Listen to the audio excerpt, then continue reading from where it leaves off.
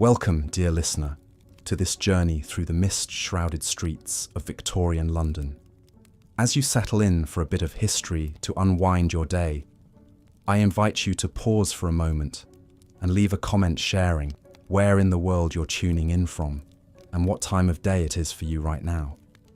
It's always comforting to know how far our community of nocturnal historians reaches, and if you enjoy these quiet, story-rich rambles through times gone by, be sure to subscribe so you can drift off to the past each night. But for now, let us turn back the clock to the 19th century, to an era of grand palaces and sooty slums, a time of empire and industry, of brilliant achievements and human misery. The Victorian age was a study in contrasts, especially in the teeming capital of London, for beneath the stately edifices and glittering balls of the upper crust lay a vast underworld of gut-wrenching poverty, where merely surviving the day was a Herculean feat. Imagine, if you will, the grim and gritty streets of London's East End, where rickety tenements teeter above dank alleys and the air hangs heavy with the stench of sewage and despair. Here, the working poor are crammed into crumbling hovels, entire families squeezed into a single fetid room with little light or air. The slums of Whitechapel and Spitalfields are notorious rookeries where rubbish and waste fester underfoot. Sanitation is an unknown luxury, with no proper sewers or running water, human waste and rotting garbage moulder in reeking cesspools and overflowing gutters. It's in these wretched streets that we meet young Jack, a spindly 12-year-old lad with quick fingers and sharp eyes. By day, Jack is a mudlark, one of the many children who scavenge in the thick muck along the River Thames at low tide, searching for lumps of coal, bits of rope, or if he's lucky, a shiny halfpenny dropped by a passing toff. The muck sucks at his bare feet, the shards of glass and pottery slicing his soles. But Jack doesn't mind. It's a good day when he finds enough coal to keep his family's hearth fire burning for a few hours. But Jack is also a tosher, a sewer hunter who wades through the foul underground channels in the hopes of finding something valuable washed down from the streets above. He holds his breath against the vile stench, squinting in the dim light filtering through the grates, always listening for the telltale rush that means the tide is turning. To be caught in the sewers when the water rises means almost certain death. But it's a risk Jack is willing to take for a chance at a few coins to fill his family's growling bellies. Jack is one of the lucky ones, if you can call it that. At least he has a family and a place to lay his head at night, even if it's just a filthy corner of a crowded room. For those with nowhere else to turn, the workhouses beckon with their promise of a meal and a bed. But they are hardly a haven. Within their grim walls, the destitute trade their freedom for a crust of bread and a place on a thin pallet. The workhouses are more like prisons than charities, with their strict rules and regimented labour. Families are separated, meagre belongings confiscated, and dignity stripped away. The able-bodied break stones or pick oakum, while the elderly and infirm languish in dank wards. Dinner is a tasteless gruel, ladled into crude bowls, and yet, for many, it is still better than starving on the streets. One who knew the workhouses all too well was Annie Chapman, a young woman who would later meet a grisly end at the hands of Jack the Ripper. As a girl, Annie had stayed in the workhouses when her family fell on hard times. She would later resort to prostitution to survive, walking the dingy streets of Whitechapel, her thin shawl scant protection against the biting cold and the leering glances of the men who prowled the alleyways. For those who managed to avoid the workhouses, perhaps a job could be found along the bustling docks of the Thames. The Port of London was a hive of activity, with ships from every corner of the globe unloading their exotic wares. Brawny dockers hefted crates and barrels, their backs straining under the heavy loads. Accidents were common, with little regard for the safety of the workers. A broken bone or a crushed limb could could spell destitution for a man and his family. Other men sweated long hours in the factories and sweatshops that belched smoke into the sooty sky. In crowded rooms lit by flickering gaslights, they tended rattling machines and boiling vats. Women and children toiled alongside them, their nimble fingers darting as they stitched garments or assembled small parts. The hours were long, the pay measly, and the dangers many. In 1888, a young activist named Annie Besant drew back the curtain on the horrors of the Bryant and May match factory. The matchstick girls, some as young as 12, worked 14-hour days in rooms choked with white phosphorus fumes. Many developed the grotesque deformity known as phossy jaw, their faces eaten away by the toxic chemical. Besant's exposé on this white slavery shocked the public and helped spur the famous London matchgirls' strike of 1888. For the poor souls of the East End, the drudgery of their daily lives was punctuated by the occasional escape into oblivion. Opium, flooding in from British India, was cheap and plentiful. In the dark, hazy dens that dotted the slums, hollow-eyed men and women sprawled on stained mattresses, lost in a narcotic haze. For a few precious hours, they could forget the gnawing hunger and the ache of weary bones. Gin was the other great leveller, offering a brief respite at the bottom of a bottle. The garish gin palaces, with their tawdry gaslights and sawdust-strewn floors, beckoned with the promise of cheap liquor and raucous company. But the merriment often descended into brawls and despairing sobs. Drunkenness stalked the streets, drowning sorrows and fueling violence and vice.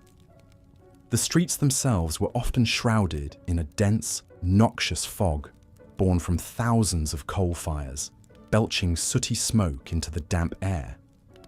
The pea soupers, as they were known, could linger for days, turning midday into midnight.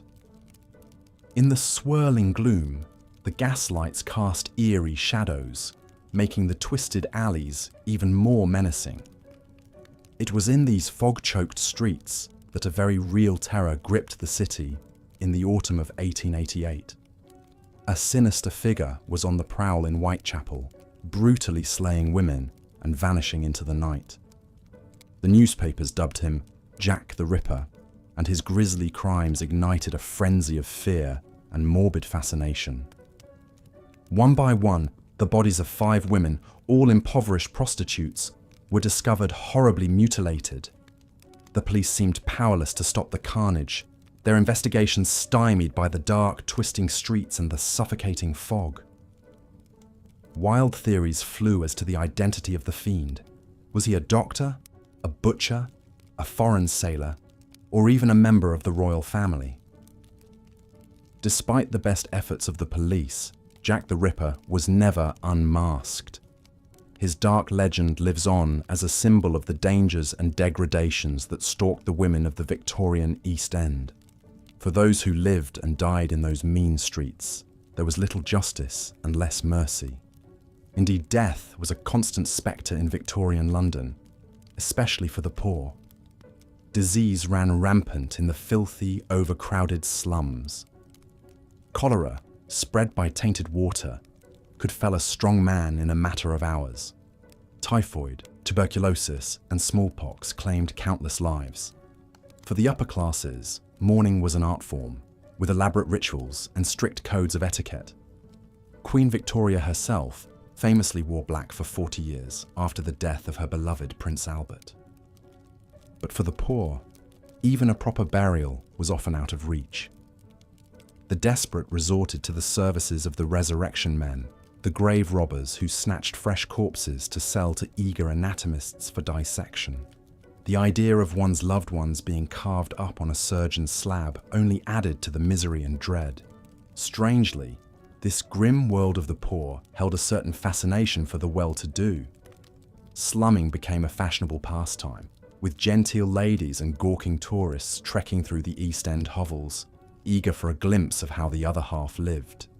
They gawked at the ragged children and recoiled from the stinking alleys, perhaps tossing a few coins to salve their consciences. Some, like the journalist Henry Mayhew and a young Charles Dickens, sought to chronicle the lives of the poor, to give voice to their struggles and their sorrows. Their writings helped to spur a growing movement for social reform, a recognition that something had to be done to alleviate the sufferings of the underclass. But change was slow to come to the fetid streets and alleys. It took the Great Stink of 1858, when the stench of raw sewage in the Thames became so overpowering that Parliament was forced to act, to spur the construction of a proper sewer system. Even then, the grand brick tunnels that still serve London today were built more to protect the delicate noses of the elite than to safeguard the health of the poor. Gradually, glimmers of progress began to penetrate the gloom. Social reformers, like Dr. Thomas Barnardo, opened shelters for orphans and street children. The Salvation Army ministered to the destitute with its promise of soup, soap, and salvation. New model tenements offered a glimpse of a better life, with running water and private balconies. But for most of the Victorian poor, the grinding hardship and heartache remained the backdrop of their brief, blighted lives. They toiled and scraped and suffered, eking out a tenuous existence in the shadows of the glittering wealth and glory of the British Empire. Their struggles may be largely lost to history, but they are threads in the vast, complex tapestry of the human story. As we look back at Victorian London, at its fog-shrouded streets and its gas-lit horrors, we see a city of towering contrasts, of magnificent achievements and gut-wrenching misery, of glittering opulence and abject despair. It was an age of progress and of exploitation, of soaring hopes and dashed dreams.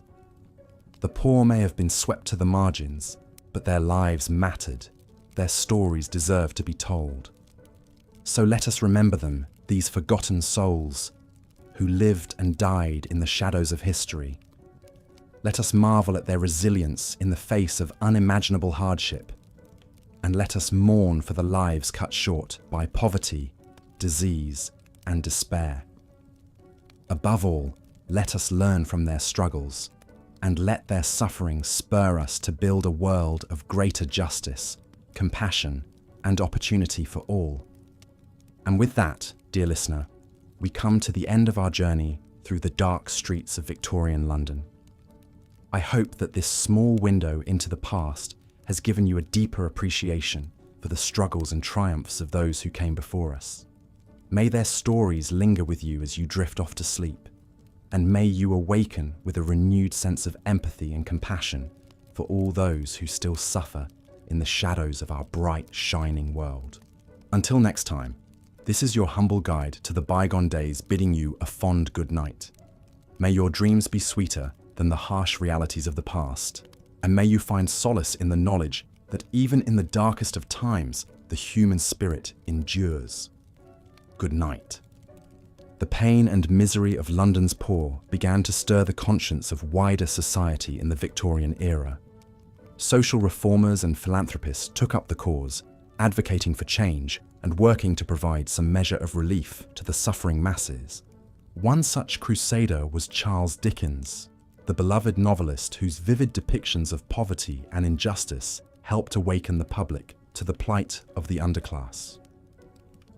Born in 1812, Dickens knew firsthand the sting of hardship.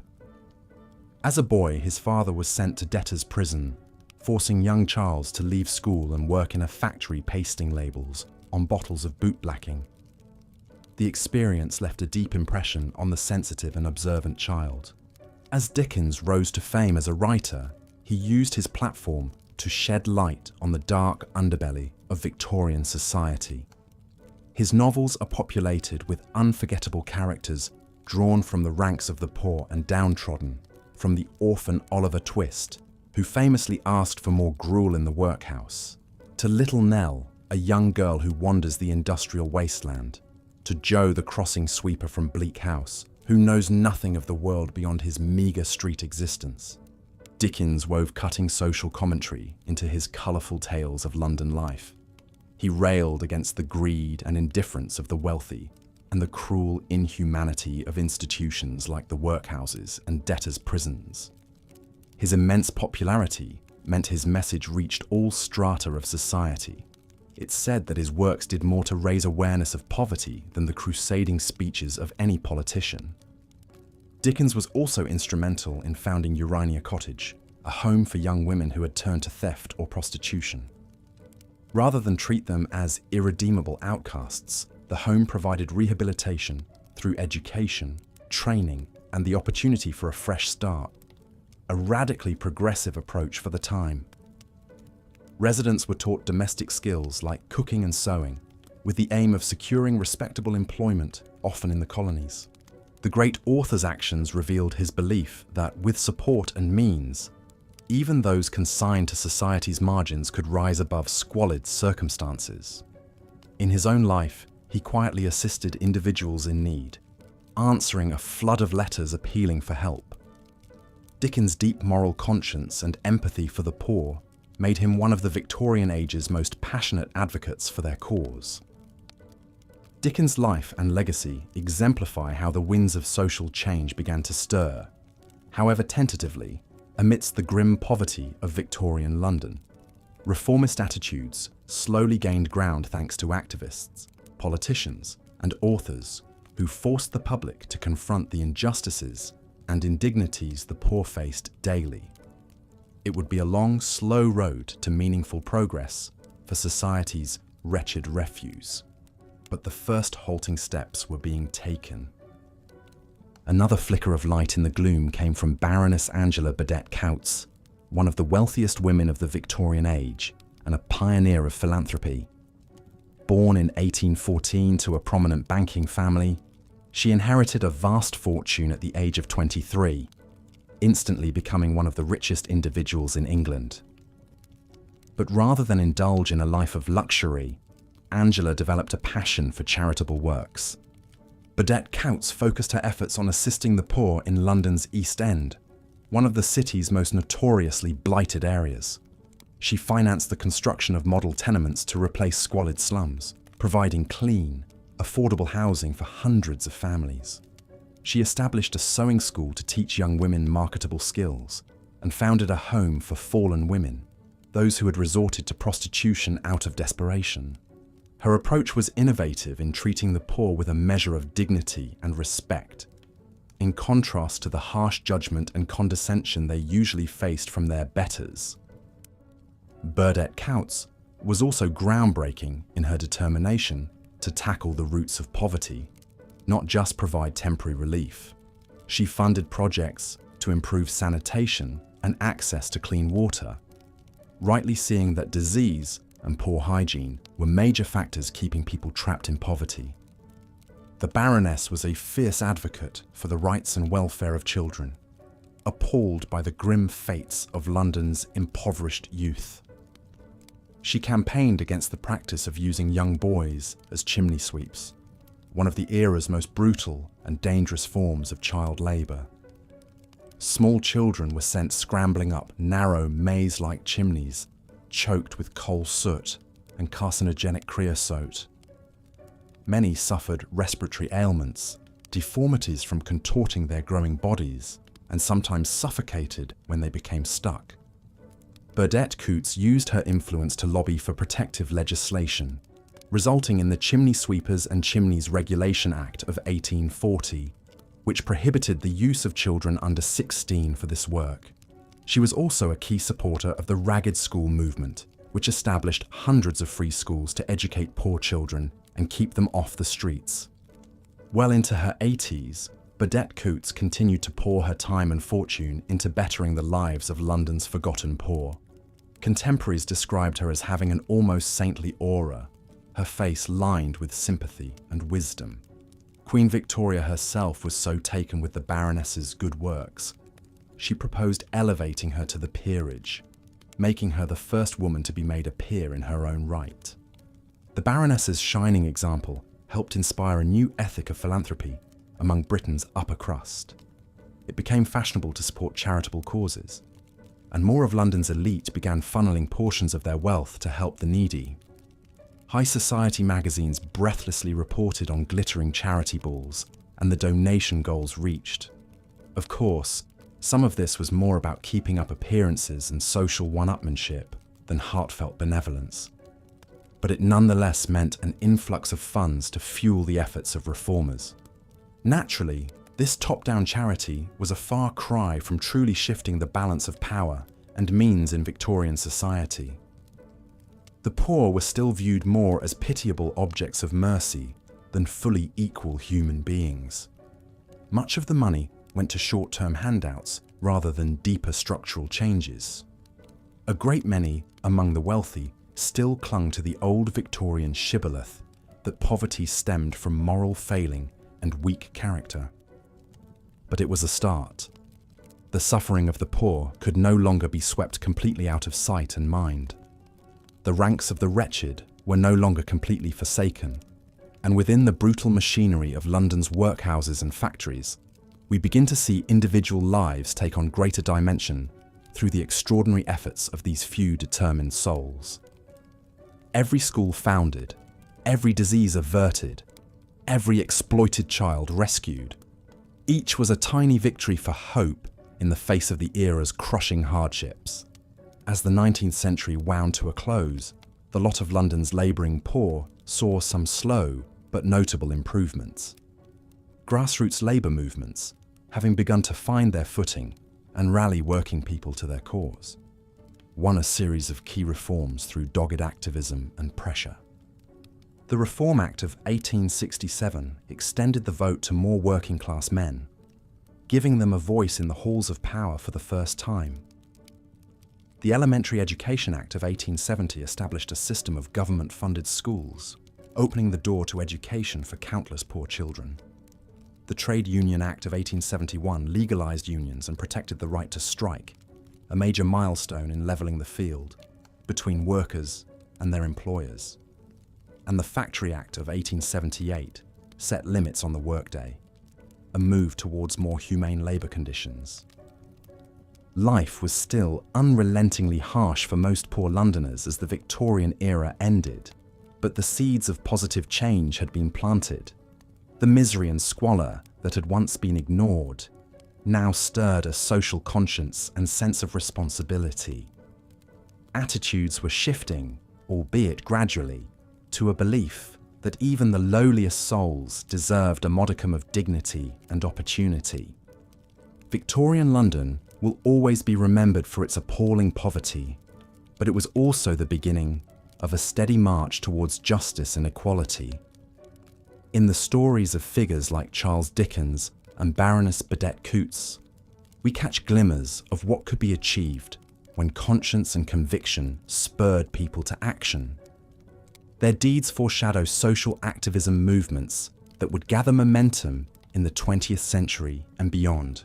So the next time you stroll past the splendid architecture of central London, the regal halls of Westminster, the grand dome of St. Paul's Cathedral, the palatial facades of the West End manors, take a moment to reflect on the human cost and suffering woven into their history, but also remember the precious strands of hope and decency stubbornly taking root in those brutal times. And spare a thought for young Jack the Mudlark, scavenging the foul banks of the Thames to scrape by, his bare feet cut and muddied. Imagine the Baroness approaching him, bending down to press a coin into his grubby hand with a kind word. Jack tentatively smiles back, uncomprehending this gesture of pure generosity, so rare in his wretched world. It's a small moment, a tiny ripple of goodness in an ocean of struggle. But it matters. In the individual acts of compassion and selflessness glinting through the dark despair of the Victorian poor, we find hope for something better. The promise that with enough empathy and determination, we can build a society with dignity for all. The Victorian cult of death cast a long, dark shadow over London society. In an era when disease ran rampant and life expectancy hovered around a mere 40 years, death was an ever-present spectre looming over rich and poor alike.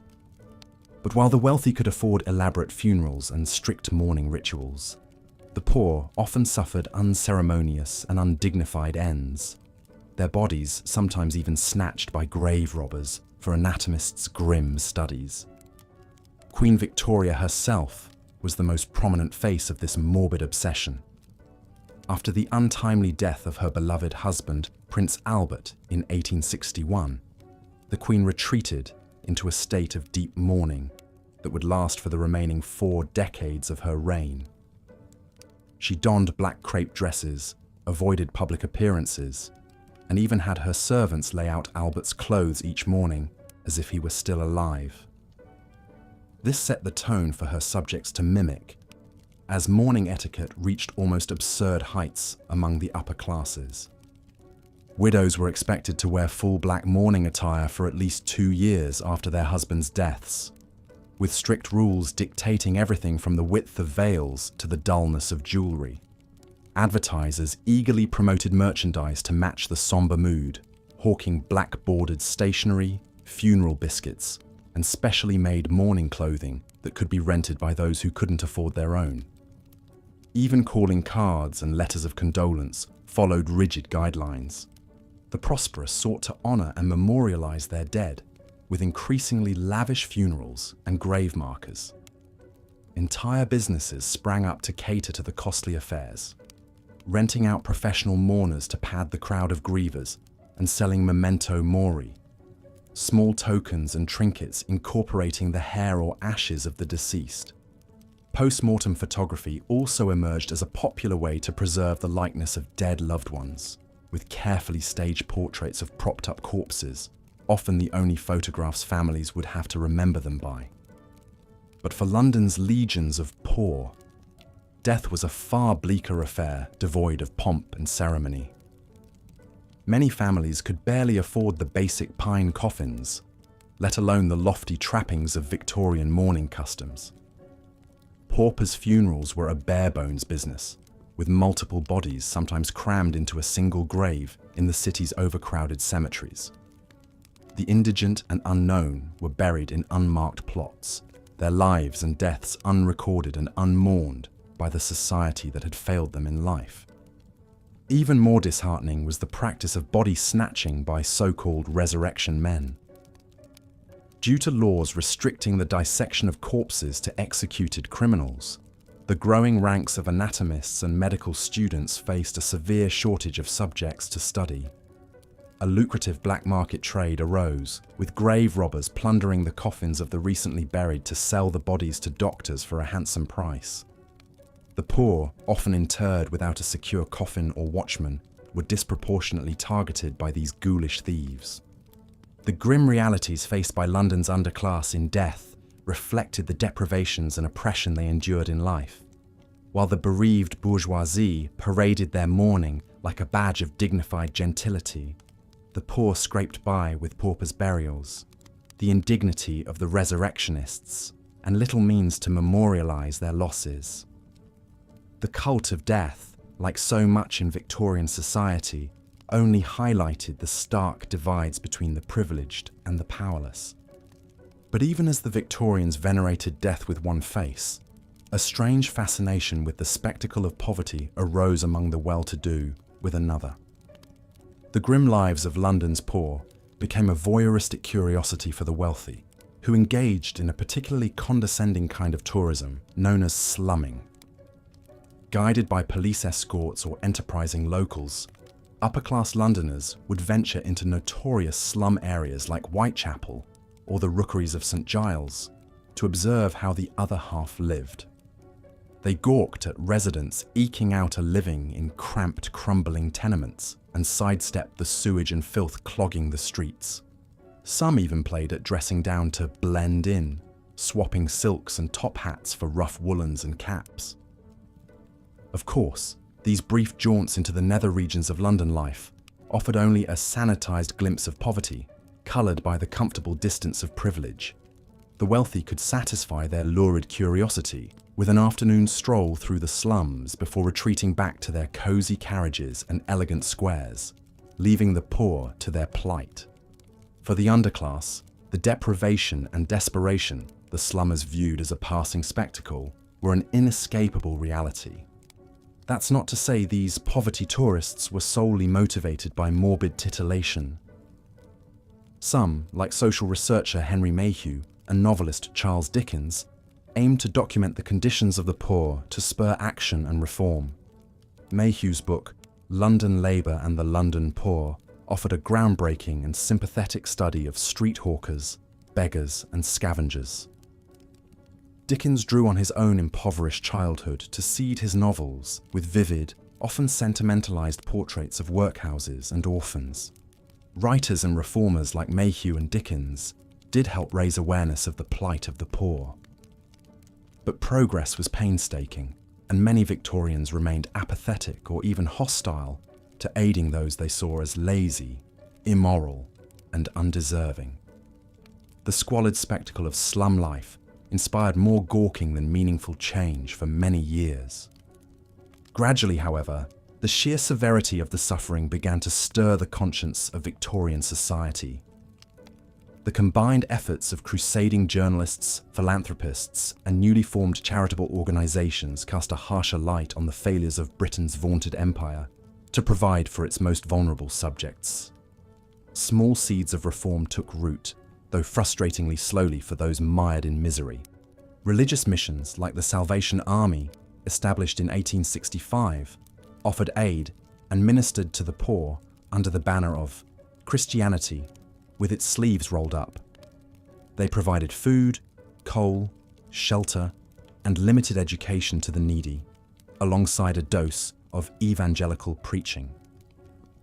Social activists like Dr. Thomas Barnardo and Lord Shaftesbury agitated for child welfare reforms, taking in street urchins and campaigning against the evils of child labour. The horrific housing of London's poor also drew the attention of social campaigners. American journalist Jacob Riis chronicled the squalid conditions in his muckraking classic How the Other Half Lives, which spurred slum clearance efforts and the construction of model dwellings, like the Peabody Estates. While these tenements offered marginal improvements over the old rookeries, they still fell woefully short of providing truly humane housing. Other gradual gains, like the Education Act of 1870 that allocated government funds for new schools and the formation of settlement houses to aid poor families, marked tentative but important steps towards easing the burden of poverty. But the pace of progress failed to match the urgency of need, and hundreds of thousands of Londoners continued to subsist in wretched conditions for decades to come. It would ultimately take a public health catastrophe to spur one of the most transformative social reforms of the Victorian era. For years, London's primitive sanitation system had struggled to contain the massive amount of waste produced by the booming city. Human excrement and industrial runoff drained into rickety cesspools and crude sewers that emptied directly into the Thames, contaminating wells and spreading waterborne diseases like cholera. The hot summer of 1858 brought this festering problem to a head in the form of the Great Stink. Unusually high temperatures coupled with a lack of rainfall left the river a stagnant, reeking soup of human and animal waste. The stench was so overpowering that sheets soaked in lime chloride were draped over the windows of Parliament in a futile attempt to keep the odious vapours at bay, with many politicians taking to carrying nosegays to suppress their gags. Fears that the fetid miasma would spark another deadly cholera epidemic finally pushed legislators to act. They granted funding to the Metropolitan Board of Works to construct a groundbreaking network of brick-lined interceptor sewers and pumping stations, designed by Chief Engineer Joseph Bazalgette, to carry waste far downstream from the city centre. The Southern Outfall sewer alone stretched a staggering 7 miles long. Along the way, the Thames embankment was built to further beautify and sanitise the river. Completed in 1865, Bazalgette's pioneering sewer system was a massive feat of civil engineering that vastly improved public health and hygiene for Londoners of all classes. Cholera cases plummeted and the noxious odours abated. The Thames began to recover from centuries of abuse. The benefits of this investment are still enjoyed by the city today, a rare bright spot of unequivocal progress amid the murky miseries of Victorian London. For despite the halting reforms and works of mercy, the poor still faced a harsh and heartbreaking reality as the 19th century wound to a close. Children laboured in dangerous factories and scavenged for scraps in scrapyards. Women sold matches and flowers for pennies or resorted to prostitution to fill their bellies. Families wasted away in workhouses and rotted in rookeries. The very embodiment of this enduring suffering can be seen in the infamous murders of 1888. That year, a string of brutal killings shocked the city and cast a global spotlight on the festering underbelly of the empire's capital. At least 5 women, all poor prostitutes scraped from the streets of Whitechapel, were viciously murdered and mutilated by a shadowy figure who taunted police with mocking letters signed, "Jack the Ripper."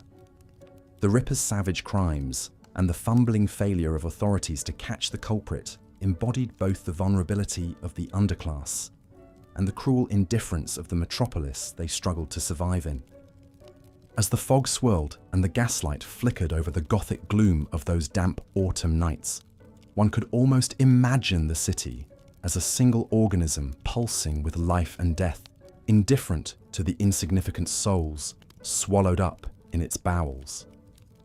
The ragged woman who drew her last breath in a dim alley with a knife buried in her throat was just one more scrap of human refuse churned up and spat out by the great, groaning machine of empire. The enduring horror and fascination with the Ripper murders, both then and now, is about more than the ghastly violence inflicted on a few unlucky prostitutes. It was the purest distillation of the everyday miseries and dangers that defined life for the poor. The casual cruelties, the crippling want, the gnawing despair that could be ended with the slash of a knife or a plunge into the Thames. The Ripper was never caught, but his victims achieved a grim celebrity in death they never enjoyed in their hard knocks lives. Their images and stories, however distorted and sensationalized, still flicker in the collective memory as a reminder of the human toll exacted by this unforgiving era. They stand in for the thousands of other anonymous sufferers whose tales of woe were left untold and unremembered. But even in these lowest depths of despair, we can find faint glimmers of hope and resilience. The orphan who defied the odds to survive the streets, the weary mother who still mustered a wan smile for her children, the malnourished matchgirl who dared to dream of a better life. Their struggles may have been largely invisible to their wealthier neighbours, lost in the shadows and squalor, but they were no less real or worthy. As the curtain closed on the 19th century and Queen Victoria's long reign, change was slowly creeping over the fog-bound streets of London. New ideas about social welfare and public health were taking root, the first stirrings of a progressive movement that would fully blossom in the 20th century. The old medieval holdover of the workhouse would soon be phased out, replaced by more humane forms of aid. Compulsory education and child labour laws would give more young people a chance at a better future. Of course, poverty and inequality would persist as harsh facts of London life for generations to come, as they still do today. The city may gleam with steel and glass now instead of soot and brick, but the spectre of want still lurks in its corners and crevices. There are still children who go to bed hungry, still exhausted labourers struggling to make ends meet, still forgotten souls huddled in doorways. But perhaps by confronting the cruelties of the past, we can find the courage and conviction to ease the suffering of the present. The voices of Victorian London's poor still whisper to us from across the ages, urging us to do better, to be better, to see the humanity in every face, no matter how begrimed or bedraggled, to remember that a great society is measured not by its wealth and power, but by how it treats its most vulnerable members. So let us take a moment to mourn the hard lives and lonely deaths of those who fell through the cracks of this glittering empire, ground beneath the wheels of progress. Let us acknowledge the pain and the misery etched into the foundations of the modern metropolis. But let us also honor the perseverance and the dignity of those who endured, the unsung survivors who scratched out another day in the face of a world that would have happily forgotten them. Their stories may be lost to time, but their struggles still echo in the very bricks and cobblestones of London town. By listening closely, we can hear them whispering still, in the rattle of the tube, the cries of the gulls along the Thames, the clatter of footsteps down a darkened alley. They are the city's secret heartbeat, its restless ghosts, the faint but unshakable conscience that pricks and pulls beneath the polished surface. Life in Victorian London was brutal, yes, but it was also vibrantly, defiantly human in all its grit and grime and gallows humour. The poor suffered greatly, but they also loved and laughed and carried on, etching out their humble place in this hurtling world as best they could. In their struggles, we can find a bittersweet sort of beauty, a reminder of the quiet heroism of sheer survival against the odds. So the next time you find yourself strolling past the stately monuments and grand edifices of central London, pause for a moment and remember the forgotten multitudes who toiled and bled and died in their shadows. Remember the hawkers and harlots, the mudlarks and matchgirls, the costermongers and the crossing sweepers. Remember the tired faces that once peered out from rags and ruins, the souls swallowed up by hard times and harder fates. Remember that empires are built on the bent backs of the unseen, that one person's glittering progress is another's crushing poverty. Remember the lessons of the past and let them guide us to a future of greater justice and opportunity for every citizen walking or working these storied streets. That is how we can best honour the memory of those who came before. And perhaps in honouring them, we can finally lay some of those restless Victorian ghosts to rest, knowing that their pain mattered, that their lives left a mark, however faint, on this great groaning city. Knowing that the London of today grew out of the foundations they laid, brick by brick and tear by tear. Knowing that we carry their legacy forward, even as we work to build a better world in their wake. Their bones may moulder in the churchyards, their names may be lost to the ages, but they are still with us in spirit, the unknown soldiers of survival, the uncrowned kings and queens of the slums. Let us remember them. Let us mourn them, but above all, let us learn from them. For in their struggles, we can find the seeds of a more compassionate and equitable London, a city that uplifts the lowest and looks after the least, that sees the worth in every soul who walks its winding ways. It's a vision the Victorians themselves could scarcely have imagined as they scurried through the shadows, but one we must strive for still, with all the grit and resilience of those who came before us. One where no child goes hungry, no worker fears for their safety, no soul is left to waste away in want and despair. A London and a world that belongs to everyone, forged in the fires of empathy and understanding. May that be the true legacy of this tumultuous time, not the darkness, but the light that glimmered stubbornly through the gloom, guiding us onward. Not the suffering, but the spirit that somehow rose above. Not the brutality, but the humanity that could never be broken. No matter how hard the times, no matter how long the odds. A humanity that still shines out to us across the centuries, luminous and unquenchable, lighting the way to a brighter tomorrow for all who follow in those faded footsteps. The terrifying crimes of Jack the Ripper cast a dark pall over the streets of Victorian London in 1888. Against the eerie backdrop of swirling fog and flickering gaslight, a faceless murderer stalked the back alleys and shadowy corners of the impoverished East End. The Ripper's grisly rampage began in the early morning hours of August 31st. A carman, on his way to work, stumbled upon the crumpled body of Mary Ann Nichols, sprawled in a pool of blood, on the cobblestones of Bucks Row. Nichols, known as Polly to her friends, was one of countless women forced to resort to a life of prostitution in the hardscrabble neighborhood of Whitechapel. Her killer had slashed her throat to the bone with 2 deep cuts, nearly severing her head, before turning the blade on her abdomen with vicious, jagged mutilation. Polly Nichols was but the first of 5 desperate women who fell victim to the Ripper's reign of terror that autumn. Their broken bodies turned up like clockwork, each one more brutally butchered than the last.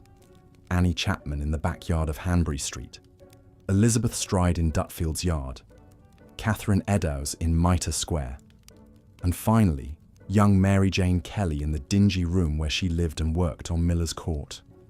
As the bodies piled up and the press churned out lurid headlines and gory details, a ripperologist frenzy gripped the public imagination. The crude, surgical nature of the killings led many to speculate the murderer possessed anatomical knowledge. Perhaps a doctor, surgeon, or medical student. Vigilante groups and private citizens prowled the streets in search of suspicious characters. Anyone seemed a potential suspect in the fog of fear and rumour swirling through the city. The Metropolitan Police, in over their head with such ghastly crimes, struggled mightily to identify the killer. The Ripper seemed to strike with impunity, then melt into the shadows of the slums. In truth, the police faced a daunting challenge, up against a tangled warren of bleak rooming houses, narrow alleyways, dank courts and decrepit tenements. The East Enders themselves were a transient and insular lot, distrustful of authority and often reluctant to cooperate. Inspector Frederick Aberline, a seasoned detective, led the increasingly desperate hunt for the Ripper. Theories and tips by the hundreds poured in from a riveted public. One lead centered on an American quack doctor named Francis Tumblety, who had skipped bail and fled to the States just as the murders reached their grisly peak. Others suspected a Jewish bootmaker named John Pizer or a deranged medical student named Montague Druitt. The most tantalizing clues may have come directly from the Ripper himself. In a chilling letter known as the From Hell missive, the writer taunted the police and claimed to have fried and eaten half a human kidney, promising to send the bloody knife in due time. Was this the authentic voice of a depraved killer or one of countless hoaxes? We may never know for certain. In time, as suddenly as they began, the Ripper's bloody crimes halted in the chill of November 1888. Why the killer ceased his rampage is as much a mystery as his identity. Perhaps he succumbed to injury or illness himself. Perhaps he was institutionalized for madness, imprisoned for other crimes, or fled, never to kill again. Whatever the reason, the Ripper was never unmasked, never brought to justice for his heinous deeds. For all the terror he sowed in his time, Jack the Ripper's enduring legacy is to have shone a light on the dark underbelly of Victorian London. His faceless crimes laid bare the wretched conditions and heartbreaking vulnerability of the poor, especially women, eking out a meagre living in the abyss of society. The Ripper murders were a lurid wake-up call to the 2 starkly different cities coexisting side by side. One, a glittering capital of wealth and empire, the other a fetid world of deprivation and despair. While the poor had always suffered in the shadows of the slums, the Ripper killings splashed their plight across the headlines in gruesome detail. In death, the tragic victims, Polly, Annie, Elizabeth, Catherine, and Mary Jane, gave a silent voice to the voiceless. Their spilled blood cried out from the cobblestones for the world to bear witness to life in the gutter of the great metropolis. Even without a face or a name, Jack the Ripper became the ghoulish embodiment of all the cruelty, vice, and inhumanity festering beneath the genteel veneer of Victorian society. The murders exposed a literal ripping of that carefully cultivated facade, forcing London to confront the misery it had long failed to alleviate for its most vulnerable citizens. Painfully, Slowly, the first seeds of social progress and reform began to germinate in the aftermath of horror. So the Ripper, whoever he was, faded into the fog and passed from man to myth. But his blood-soaked crimes still echo through the centuries, an awful reminder of the steep human cost of unchecked urban poverty and despair. The women he cut down in their prime will forever haunt the alleys of Whitechapel and the conscience of a city that once simply turned a blind eye to their struggle. Even today, as we walk the streets Jack once stalked, we can't help but shudder at his memory, and perhaps spare a thought for those who still dwell in the shadows of great cities, forever dreaming of a better life just out of reach. For the Victorians, the harsh reality of death was a constant spectre lurking over daily life in London. Indeed, they held an ironic reverence for the trappings and rituals of death, even as they strived to avoid its cold grasp at all costs. In an age when disease ran rampant, life expectancy hovered around a mere 40 years, and medical care remained woefully rudimentary, the Grim Reaper's scythe was never far from the doorstep. No one embodied the Victorian obsession with death and mourning more fully than Queen Victoria herself. When her beloved husband Prince Albert succumbed to typhoid fever at the age of 42, the devastated Queen plunged into deep mourning from which she never fully emerged. For the remaining 40 years of her reign, Victoria only wore black, earned the moniker the Widow of Windsor, and retreated into seclusion in her private residences, rarely appearing in public. In an era when social customs were rigid and appearance was paramount, even grieving fell victim to strict etiquette and protocols, especially among the upper classes. Mourning clothes were a must for the bereaved. Widows were expected to wear full black widow's weeds, with heavy veils for up to 4 years after their loss. Even the servants changed into mourning livery. Often the deceased remained in the family home for days before burial, while loved ones paid their respects. Mirrors were covered in black crepe. Clocks stopped at the time of death. Lavish funerals and grand processions to the cemetery became displays of wealth and status. No expense was spared on ornately carved coffins, mountains of funeral flowers, hired mutes and professional mourners clad in black to swell the ranks of attendees. Morbid mementos of the dearly departed were coveted and cherished. Locks of hair snipped from the dead were woven into lockets and rings. Stark photos of the deceased, artfully arranged on their deathbeds, became precious keepsakes, a phenomenon known as memento mori, Latin for remember you must die.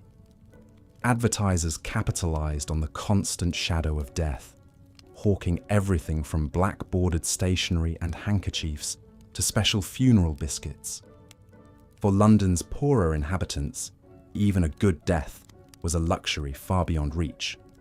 The overcrowded slums and wretched rooming houses of the East End witnessed an endless tide of anonymous souls slipping away on soiled mattresses or mouldering straw without a loving hand to ease their passing. Babies perished from malnutrition, children succumbed to diphtheria, adults wasted away from typhus, cholera, or consumption. Death was a daily occurrence, unremarkable and unmourned. With only threadbare rags on their backs, few of the lower classes could afford the pomp of a proper burial. Instead, the dead were laid out in their meagre dwellings, often among the living, until someone could scrounge together a few shillings for the undertaker. Then the body was carted off for a hasty, no-frills interment in one of London's sprawling, squalid graveyards. At the start of the Victorian era, even many large cemeteries lacked adequate space to properly bury the indigent and poor. Older churchyard cemeteries, particularly in teeming neighbourhoods like St Giles and Southwark, had been packed with bodies for centuries. Fresh remains were simply dumped into shallow graves, dug among the jumbled bones of the long-forgotten. Only later did the city establish new park-like cemeteries outside the central core to provide more room and dignity for the dead. Still, even in their final rest, the poor remained vulnerable to those who would exploit and defile them. Enter the resurrectionists, or body snatchers. Those grave-robbing miscreants who plundered fresh corpses from their coffins to sell to anatomists and medical students. Until the Anatomy Act of 1832, only the bodies of executed criminals could be legally dissected. The resurrectionists helped meet the brisk demand for black market cadavers. While the body-snatching trade put a few extra coins in the pockets of London's poor, it only added to the macabre pall hanging over their hard-scrabble existence. The knowledge that one might be snatched from the grave and end up on a dissection table was a final, degrading insult. Even in death, there was no peace or dignity for those who lived and died in the gutters of the great metropolis. Ironically, just as the wealthy and poor faced vastly different realities in life, so too did their ultimate fates diverge in death. For the affluent, the end of life was an opportunity for one last ornate display of status and refined sentiment. For the destitute, death was but a last cruel joke, a ticket from one wretched hole in the ground to the next, with their eternal rest at the mercy of the highest bidder. Such was the lot of London's poor, from cradle to grave. Opium, a potent narcotic derived from poppy flowers and imported in huge quantities from British India, offered the poor of London a tantalising escape from their daily drudgery and despair. For a few shillings, a man could drift away for hours or days in a dark, candle-lit room, sprawled on a stained, threadbare mattress, lost in a hazy reverie as the sweet, slightly metallic smoke filled his lungs and dulled his senses. The opium dens that dotted the shadowy back alleys of the East End catered to dockers, sailors and labourers, looking to numb the aches and pains wrought by merciless 16-hour workdays, hauling crates on the bustling docks or toiling in one of the city's noxious factories. These gloomy, cramped hovels were shrouded in a thick fug of blue-grey smoke and the sour reek of unwashed bodies. Men lay draped over tattered couches and low bunks, their blank faces lit by the flickers of guttering candles, empty clay pipes dangling from their fingers. For the opium eaters, as they were sometimes known, the drug was a welcome oblivion, smoked or sipped in the form of velvety black laudanum, the tincture cloaking their bleak lives in a gossamer veil of tranquility and strange visions. But that respite came at a steep cost, racking withdrawals, wrecked health, and ruinous cravings that drove some to thievery and madness. Addiction shattered families and left many in even deeper penury. The popularity of opium, especially in London's impoverished quarters, was in part an outgrowth of Victorian attitudes towards intoxication. While hard spirits like gin had long been the more common balm of the working classes, drunkenness, especially public inebriation, carried a social stigma among the middle and upper classes. Opium dens, secretive and discreet by necessity, allowed one to indulge with less risk of public censure or shame. Indeed, the Victorians took a remarkably laissez-faire view of narcotics, with few legal restrictions on their sale and use. Opium-based preparations like laudanum and Godfrey's cordial were readily available from chemists and used to soothe a wide range of ailments from toothaches to colicky babies.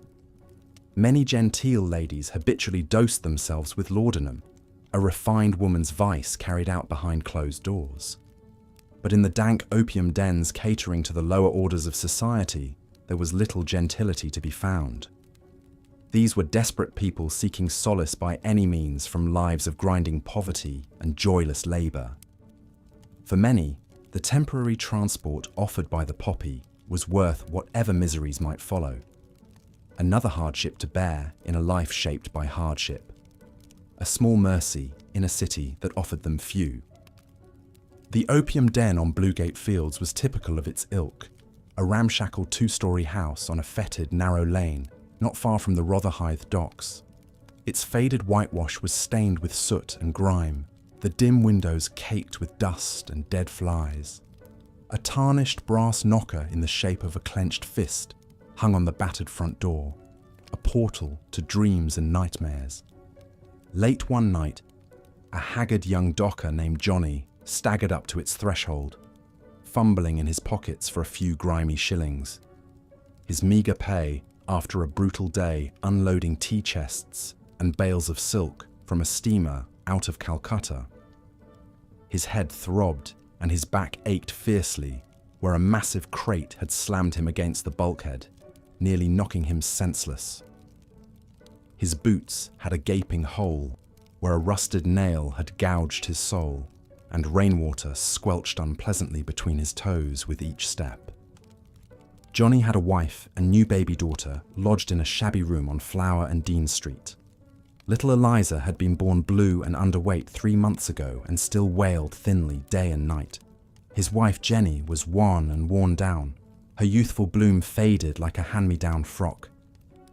He knew he should bring them his few shillings for food and coal. The baby needed milk, and there was precious little in the larder but mouldy bread crusts and a knob of hard cheese. But the promise of sweet oblivion called to him like a siren song, impossible to resist. Just one night's respite from the gnawing of his empty belly and the stabbing pains in his battered limbs and the whimpers of his hungry child. Was that so much to ask from this world that seemed to begrudge him even a moment's peace? He would make it up to them tomorrow, he swore, just like he always swore. Jenny would scold and weep, but she'd forgive him, she always did. He knocked on the door, the brass fist beating a fateful tattoo. Inside, the proprietor, a skeletal Chinaman named Chung Yi, nodded wordlessly and gestured Johnny upstairs.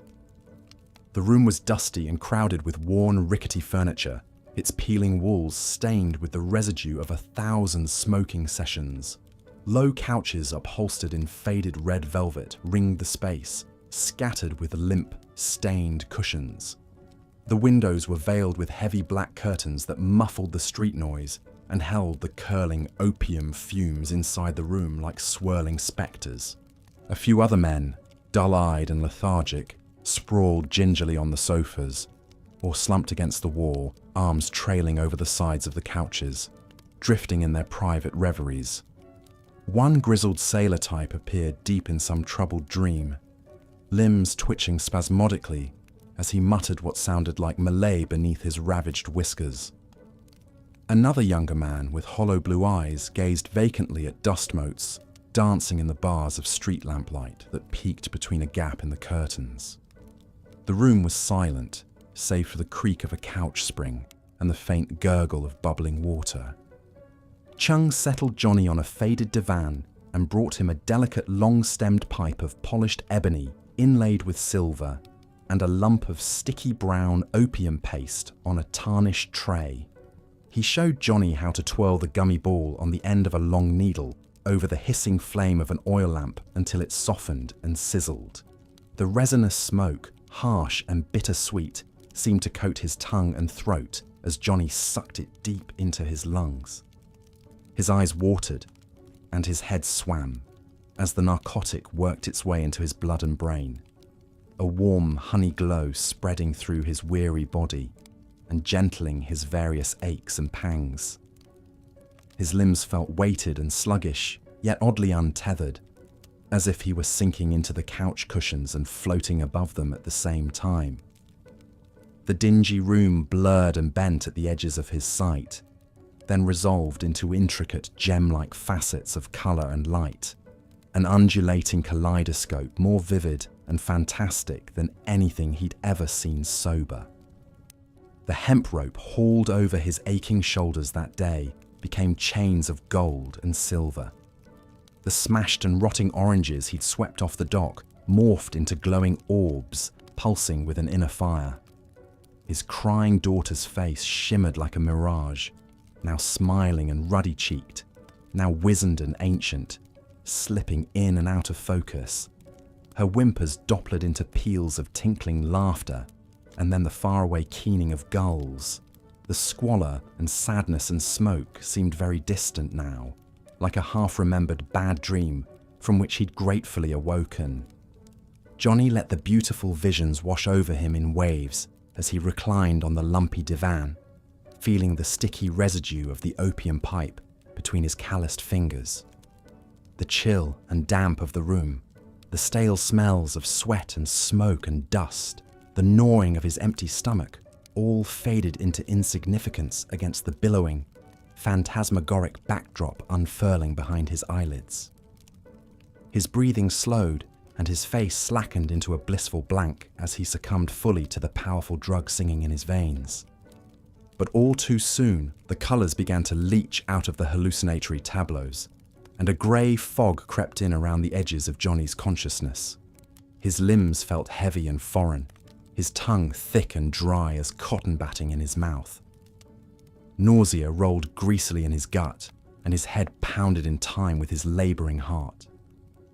The glorious visions receded into the grim and grimy walls of the opium den as cruel reality reasserted itself.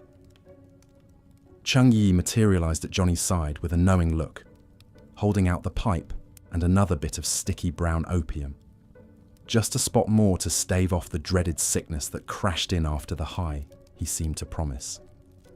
A little hair of the dragon that bit you to keep its teeth at bay a bit longer.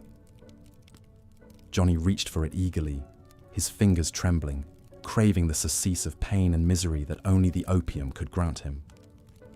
The hours slid by in an endless cycle of bitter smoke and cloying dreams, the room filling and emptying with hollow-eyed wraiths as the night bled into a grey and dismal dawn. At some point, Johnny stumbled down the stairs and out into the filthy alley, retching weakly as the cold light stung his eyes. He felt wretched and empty, wrung out like a damp rag, but a blessed numbness still cocooned his mind and body against the sharp edges of the world and his unhappy life. He turned for home on unsteady legs to face Jenny's tear-streaked reproaches and little Eliza's thin, hungry cries. The fleeting glimpse of beautiful oblivion was worth any recriminations they could heap upon his aching head. He had no coin left for food, but tomorrow he would earn more on the docks, and then perhaps a bit of bread and milk for his girls. And maybe, if he was lucky, a few extra shillings for another night's blessed escape in the den of dreams. It was a vicious cycle, a trap that held him more securely than any chains, but Johnny was too tired and beaten down to contemplate breaking it. The poppy was a harsh mistress, but she was the only comfort he could afford in this hard and unforgiving world. So it went for countless wretches like Johnny in the opium dens of London's squalid East End, a fleeting respite from the pain of poverty and an even more devastating addiction to numb that pain. The opium trade, fueled by imperial conquest and commercial greed, preyed on misery and despair. The same tall ships that brought the city wealth and global power in their holds left ruin and broken lives in their wake. Victorian London gleamed on the surface, while its poorest citizens sank ever deeper into a chemical and economic bondage from which there was little hope of escape. Some of those hopes found outlet in cheap fiery gin, the anaesthetic of the urban poor for generations before the opium pipe arrived from the Orient. For a few pennies, a person could get roaring drunk amid the garish gaslight and tawdry glamour of a London gin palace. These plush drinking dens were designed to lure the working classes with their promise of affordable luxury and quick intoxication. Ornate brass fittings, gleaming mahogany counters, and etched glass lamps winked and glittered, creating an air of tinselly opulence. Smartly uniformed barmen dispensed gin in heavy cut-glass tumblers. Massive mirrors behind the bar multiplied their reflections into an infinite sparkling regression, a visual illusion of prosperity and plenty. Potted palms and ferns added a splash of exotic greenery, while polished brass spittoons invited the copious expectoration common to enthusiastic gin drinkers. Patrons clustered in booths upholstered in red plush or leaned unsteadily against the long bar, quaffing the cheap but potent spirits with abandon. Hungry children with hopeful eyes lurked outside, waiting for tipsy parents to emerge with gin-fueled generosity. Cries of "Gin ho!" and off-key snatches of popular songs pierced the beery, smoky haze. Coarse laughter and the clink of glasses created a cacophonous backdrop to 1,000 sodden conversations and bleary-eyed flirtations. The White Hart Gin Palace on the corner of Whitechapel High Street and Osborne Street was a brightly blazing beacon in that run-down rookery, its gaslight spilling out onto the wet cobblestones. Inside, the mirrored mahogany bar gleamed beneath hanging lamps of ruby red and emerald green glass. The fug of stale beer, sweat, cheap perfume and coal smoke combined into a pungent melange that seared the nostrils and stung the eyes. Fanny Chapman leaned heavily against the long bar, one button boot tapping the gleaming brass footrail. She clutched her gin tumbler with a pale, thin hand, wrist braceleted with faded bruises. Her dark hair straggled in lank tendrils from beneath a dented and bedraggled bonnet trimmed with sad, crushed velvet flowers. The hollows beneath her sharp cheekbones were painted clumsily with rouge, her brown eyes red-rimmed with exhaustion and smudged with cheap coal. At just 22, Fanny had already endured a lifetime's worth of misery. She'd lost both parents to typhus by age 12, leaving her to fend for herself as a scullery maid in the employ of a tyrannical cook. By 16, repeated sexual assaults by the cook's loutish son drove Fanny into the street, where starvation and desperation led her into the degrading trade of prostitution. She'd borne 2 stillborn babies and weathered innumerable cruelties from rough, uncaring customers. Now she clung to gin like a life raft, drinking to oblivion to blot out the memories of loss and brutality. Men's eyes crawled lecherously over Fanny's underfed form as she stood swaying slightly, her black bombazine skirts rustling. She was pretty in a hard, sharp-featured way, but her eyes held a dullness, the flat, weary gaze of one who had long ago abandoned any tender feelings. The gin blunted the edges of her disgust and despair, unfurling a welcome numbness that swaddled her ragged nerves. She gulped the last of the clear, burning liquid from her smudged glass and signalled to the unsmiling barman for another. Fanny was dimly aware of a large figure sidling up to the bar next to her, a whiff of horse manure, leather and stale sweat assailing her nostrils. She ignored the intrusion, focusing blearily on the fresh tumbler of gin the barman plunked down in front of her. The man leaned in, his beery breath hot on her neck. "Watcha, darling. Fancy a bit of company? You look like you could use some cheering up." She turned reluctantly, fixing the stranger with a baleful glare. He was a beefy cove in a shabby leather coachman's coat and crushed beaver hat, his broad, florid face split by a gap-toothed leer. "I ain't your darling," she said coldly, "and I got all the company I need right here." She raised her glass in a mocking toast before knocking back a healthy swig. The coachman chuckled, undeterred. "What, old Mother Geneva? She's a harsh mistress, or so I hear tell. Might be I can offer you something a bit warmer and friendlier if you take my meaning." His ham-sized hand crept toward Fanny's arm, thick fingers furred with ginger hair. She flinched away from his touch, revulsion rising like gorge in her throat. "Get your filthy hooks off me, you bleeding sod," she snarled. "I ain't in the mood for the likes of you." Her free hand strayed toward the cheap pocket knife concealed in her skirts, a precaution born of hard experience on the streets. The man's face darkened with anger, and he grabbed for her again, fingers closing around her bruised wrist. She yelped in pain as he yanked her roughly against him, her gin slopping over the side of the glass. "You'll be in whatever mood I tell you to be in, you little slag," he growled. "I got's a bob in me pocket what says you'll be agreeable. Quick enough." Fanny writhed in his grip, the knife forgotten as panic bloomed in her gin-soaked brain.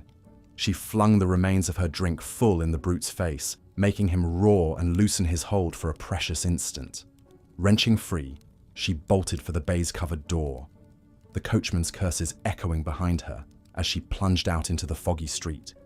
She ran blindly, skirts hiked up around her skinny, the The Thames was more than just a river to young mudlarks like Jack. It was a lifeline, a place to scrape out a meagre living by scavenging bits of coal, wood, and whatever small treasures the tides brought in. Every morning at dawn, Jack would make his way down to the riverbanks, his bare feet navigating the slippery stones and shards of glass. The pungent smell of sewage and rotting debris hung thick in the air, but Jack was used to it. This was his world, a far cry from the grand houses and glittering shops of the West End. As the murky water receded, exposing the muddy banks, Jack and the other mudlarks got to work.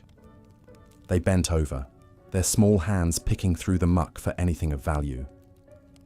On a good day, Jack might find a few pennies or a scrap of metal to sell. But more often than not, his pockets remained empty, his stomach growling with hunger. When the tide was out, Jack sometimes ventured down into the city's labyrinthine sewers as a tosher, hoping to find money or jewelry that had been accidentally dropped or flushed away. It was treacherous work, wading through the foul water and waste in the dark, dank tunnels. The risk of drowning was ever present, with flash floods from sudden rainstorms that could fill the sewers in minutes. And yet for children like Jack, the sewers offered a glimmer of hope, a chance to find something valuable amidst the filth. As the sun rose higher and the streets of London began to stir, Jack would emerge from the riverbanks, his skin caked with grime, his clothes damp and ragged. He was just one of countless poor children, scratching out a living on the margins of the great city. For them, childhood was not a time of innocence and play, but a daily battle for survival.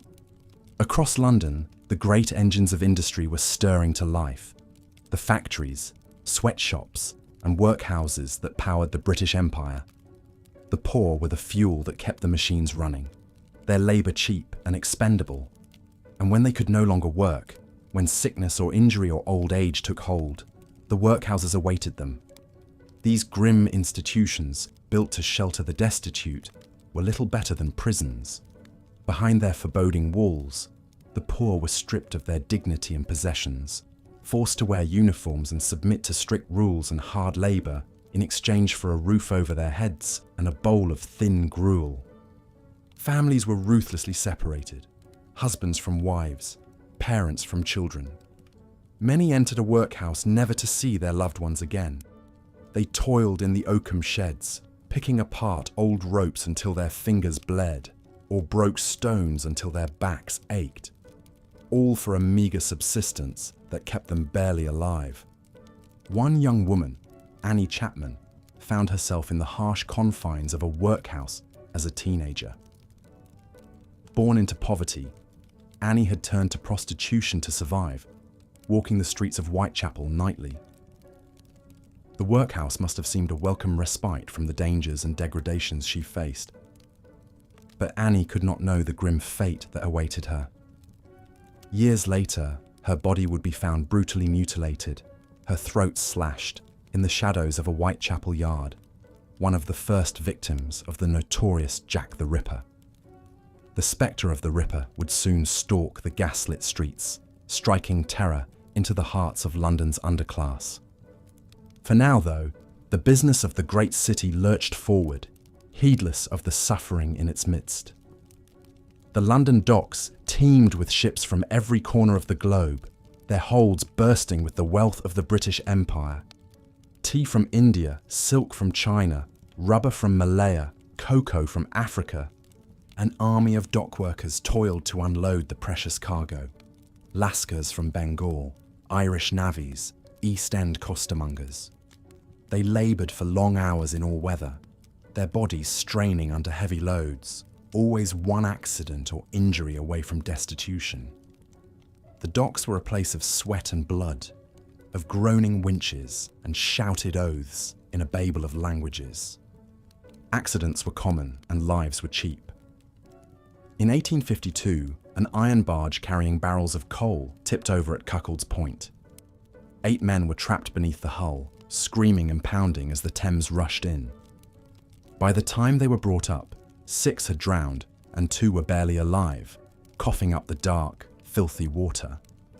Such scenes were all too ordinary along the bustling Thames quays. The hunger for profit overpowered any concern for human life. There was always a fresh supply of desperate labourers willing to risk their necks for a day's pay.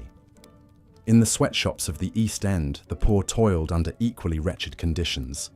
Huddled over sewing machines in close, airless rooms rank with the stench of sweat and cheap gin, women and children worked up to 16 hours a day, stitching endless shirts and trousers for the fashionable shops of Regent Street.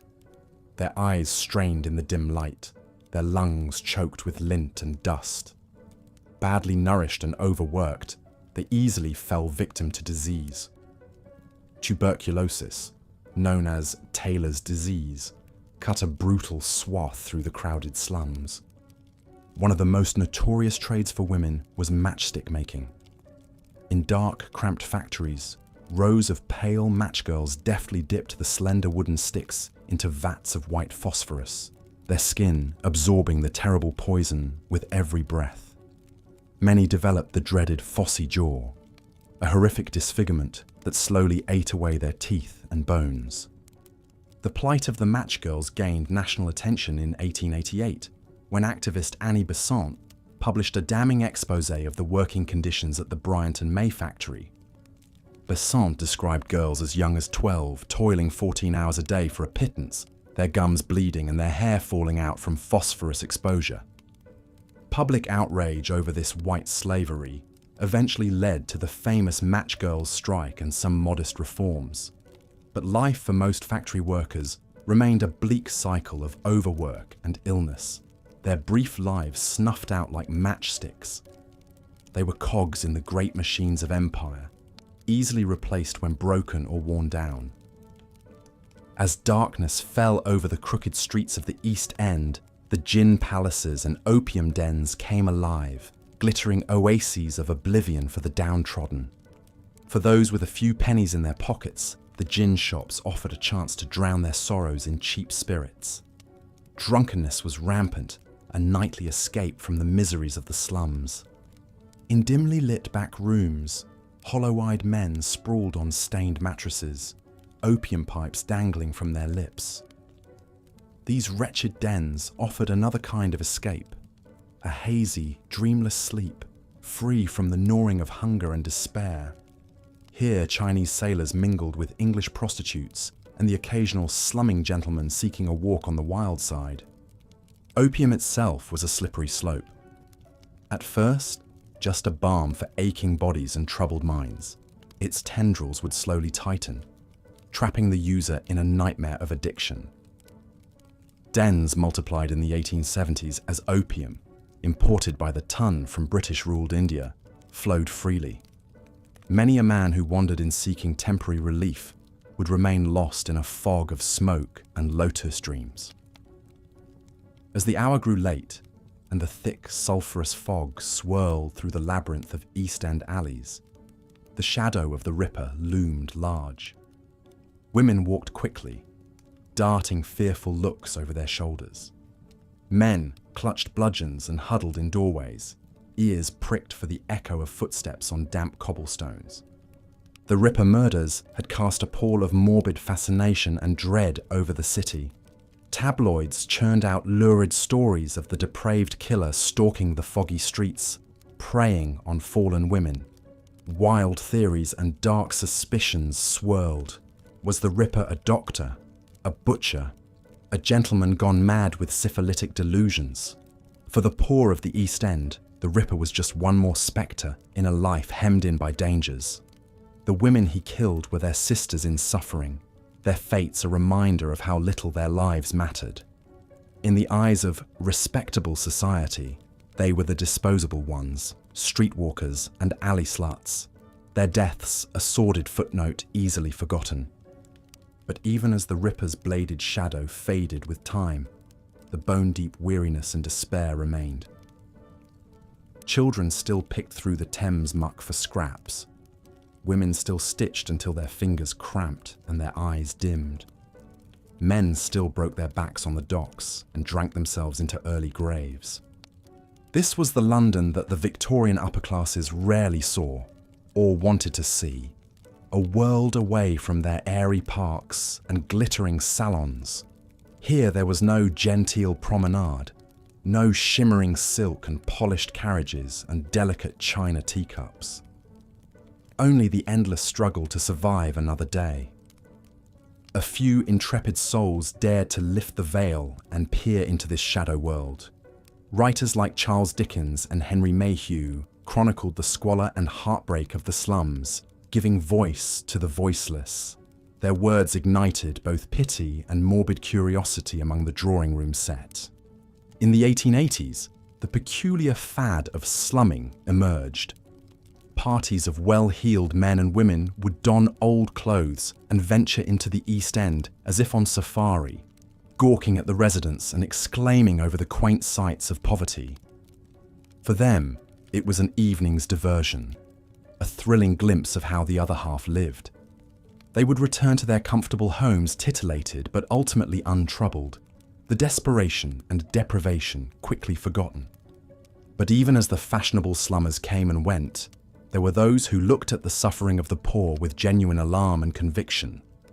A rising chorus of reformers, philanthropists, and progressive thinkers were beginning to argue that such misery had no place in a civilized society, that even the lowliest dock worker or matchstick girl deserved dignity and a chance at a better life. One unlikely hero who emerged was an unassuming engineer named Joseph Bazalgette. In the sweltering summer of 1858, the stench of raw sewage in the Thames had grown so overpowering that it threatened to shut down the workings of the government. The Great Stink, as it was known, could not be ignored by even the most sheltered aristocrat. Bazalgette had a bold plan: to build a vast network of underground brick sewers that would carry waste safely downriver, far from the city's heart. It was a mammoth undertaking that would ultimately stretch over 1,100 miles and take nearly 20 years to complete. The engineer faced ridicule and resistance from many quarters. The cost was astronomical, and the disruption to the city would be immense. Many could not fathom how the problems of the poor could possibly be connected to the elegant avenues and grand monuments of the West End. But Bazalgette persisted, and the great work inched forward. Tunnels were dug, pipes laid, reservoirs and pumping stations constructed.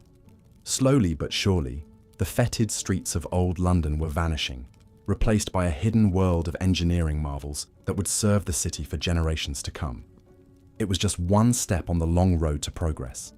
Over the coming decades, children would gain the right to a basic education. Housing reformers would begin to clear the worst of the slums and build new model dwellings. Labour laws would curb the worst abuses in factories and mines. Change came in fits and starts, the old ways stubbornly clinging like a dank fog. There would be many steps back for every hard-won stride forward. The poor would remain, their struggles still desperate, their burdens still heavy. But a corner had been turned, a quiet revolution set into motion. The cold Victorian heart was beginning to thaw, to contemplate its own complicity in the suffering of the many. If Dickens and Mayhew had helped to prick the conscience of the age, then it was the clamour of match girls and dockers, the scolding of labour activists, and the unstinting work of reformers that would begin to reshape the social landscape. They were the little match flames, bravely sputtering to life, casting the first fragile light into the gloom. Even the wretched of the East End began to stir and imagine that a different future was possible, that their children might one day walk taller and breathe more freely than they ever had, that the great groaning machinery of industry and empire could yield a portion of its plenty to those who kept it running. It was a dream still decades from fulfillment, a hope shadowed by the stubborn realities of class and custom. Many would not live to see its fruits. The mudlarks would keep scrounging, and the matchgirls would keep sickening. The hungry and forsaken would keep scratching and gasping through the soot-choked alleys. But even so, a flicker of light persisted, a sense that the tide of times was shifting, however slowly, that the hard, gem-like flame of common humanity could not be endlessly quenched, however fierce the forces arrayed against it. That a great and grim city might yet learn to measure its true wealth in the health and hope of its humblest citizens. And so we leave the gaslit streets of old London, the child labourer and the hunched seamstress, the tubercular docker and the shivering prostitute. We step out of the sepia shades of the past and back into our own day, hopefully a bit wiser and more tender-hearted for the journey. The struggles of those whose weary feet trod those cobblestones are not entirely behind us.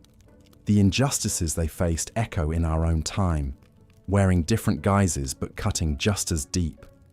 The shadows of poverty and despair still linger, even amid the bright lights of our modern age. But we can look to the East Enders of old and take heart from their resilience in the face of crushing odds, from their refusal to be ground down, to accept the fate handed to them, from the way they lifted each other up in small unsung acts of grace and solidarity. We can let their memory be a spur to our own empathy and action, to never look away from suffering, to never grow complacent or callous in the face of want, to believe that no soul is disposable and no child's future foreclosed by the accident of birth. This is their legacy to us, carried forward on the mists of time. A reminder that the true measure of a society is not in the height of its glittering spires, but in the depths of its compassion for those in the shadows. That there is no grandeur without mercy, no true progress that leaves its most vulnerable behind. So let us carry their flickering flame forward, these long ago wretched of the earth. Let the light of their humanity be a beacon in our own striving for a world where every child may know safety and plenty, every worker dignity and reward, where the bright promise of great cities is a birthright for all, not a distant gleam beyond the grimy pane. This is the task left to us by the bones and ashes of old London, to take up the hard, unfinished work of bending the arc of history towards justice, to mend what is broken and lift up what is laid low, to craft a future worthy of those whose toil and tears laid the foundation stones, however unwillingly. It's a long twilight struggle, the work of generations. But as we labour on, may we forever carry the memory of the East End poor in our hearts, their sorrows and their small triumphs, their unquenchable spirit in the face of unimaginable adversity. In the warp and weft of their lives, roughly woven and too quickly cut short, we may yet find the threads of our own better angels, the pattern of a more luminous tomorrow. The long Victorian night is over, but the dream kindled in those gaslit alleys of a world where every soul might climb free of the smog to greet a brighter dawn remains to us, fragile yet fierce, an inheritance and a sacred charge. May we lift it high and carry it forward, a rushlight against the gloom, until the day when its radiance is undiminished and all the dark corners of human suffering are forever banished to shadow and memory. The East End of London was a notorious den of poverty, grime and vice. Its dark, labyrinthine streets were choked with tenements, the air thick with the stench of human misery. In 1888, this already bleak corner of the metropolis was plunged into a new depth of terror by a string of gruesome murders that sent shockwaves through proper Victorian society. Between August and November of that fateful year, 5 women met horrific ends at the hands of a shadowy figure who came to be known as Jack the Ripper. All the victims were prostitutes who lived and worked in the squalid streets of Whitechapel. Their throats were cut, their bodies savagely mutilated with a surgical precision that led some to speculate the killer had anatomical knowledge, perhaps even being a doctor. The first canonical victim was Mary Ann Nichols, known as Polly. Her body was found in the early hours of August 31st in a dark corner of Bucks Row by a cart driver on his way to work. Her throat had been slit twice and her abdomen ripped open, her intestines pulled out and draped over her shoulder. The brutality of the crime was shocking even in an area accustomed to violence. Just over a week later, in the pre-dawn darkness of September 8th, the body of Annie Chapman was discovered in the backyard of 29 Hanbury Street. Her throat had also been cut and her abdomen sliced open, her uterus removed with chilling precision. The murder scene was a tableau of horror, with the yard's wooden fence stained with blood and a crumpled, torn envelope found by Chapman's hand, perhaps dropped in the struggle. Elizabeth Stride and Catherine Eddowes were the next to fall victim in the early hours of September 30th, in what would come to be known as the double event. Stride's body was found in Dutfield's yard off Berners Street, her throat cut, but her body otherwise unmutilated, leading to speculation the killer may have been interrupted. Less than an hour later, Eddowes' brutalized corpse was discovered in Mitre Square, her face mutilated and her intestines pulled out and placed over her right shoulder. The final canonical murder was perhaps the most vicious of all. Mary Jane Kelly was a young, pretty Irish girl, just 25 years old. In the early morning hours of November 9th, in the squalid room where she lived at 13 Miller's Court, Kelly was essentially butchered. Her body was hacked apart, her heart removed, her face unrecognizable. The scene was a charnel house of gore and viscera that even shocked the hardened police who discovered it. The murders whipped up a public frenzy, stoked by the salacious coverage in the penny press. Newspapers offered grisly, lurid details of the crimes, turning the mysterious murderer into a media bogeyman. Hundreds of letters poured into the police, many purporting to be from the killer himself. Some were signed Jack the Ripper, cementing the name in the annals of true crime. The Ripper seemed to be taunting the police, toying with them as he carried out his grisly work. Despite an extensive investigation, the killer was never caught. The police at the time were hampered by the dark maze-like layout of the East End streets and the general public distrust of authority figures. They lacked forensic techniques like fingerprinting and blood typing that could have helped identify the culprit. As the murders faded into history, Jack the Ripper lived on as a boogeyman, a symbol of the darkness lurking in the human heart. The case spawned countless theories, books, and films speculating on the killer's identity and motives. Was he a doctor, a butcher, a member of the royal family, a foreigner? More than 130 years later, the mystery endures. But beyond the morbid fascination and conspiracy theories, the Ripper murders shone a light on the plight of London's poor and the precarious existence of women on the margins of society. The victims were daughters, sisters, mothers, women driven by poverty and desperation into the dangerous world of prostitution. They were preyed upon not just by the Ripper, but by a cruel social order that left them vulnerable and expendable. Even as the police poured resources into the biggest manhunt London had ever seen, the message was clear. The lives of poor women mattered little in Victorian society. Had the victims been wealthy ladies instead of Cockney prostitutes, would the Ripper have been allowed to kill with such impunity? The murders laid bare the stark class divides and misogyny of the time. In death, the Ripper's victims gained an immortality they never found in their difficult lives. Their names, Polly, Annie, Elizabeth, Catherine, Mary Jane, are forever linked to one of history's most infamous crime sprees. They've become more than just victims. They are symbols of the human toll of poverty and injustice in the shadows of Victorian London. The Ripper murders were the nadir of a metropolis already steeped in suffering. They represented the ultimate horror, faceless evil stalking the very streets where want and despair already held sway. For a few bloody months, the Ripper seemed to embody the darkest ills and inequities of Victorian society, a phantom menace that could strike without warning or mercy. And yet, in a strange way, the murders also marked a turning point. The press coverage and public outcry over the killings helped raise awareness of the plight of London's underclass.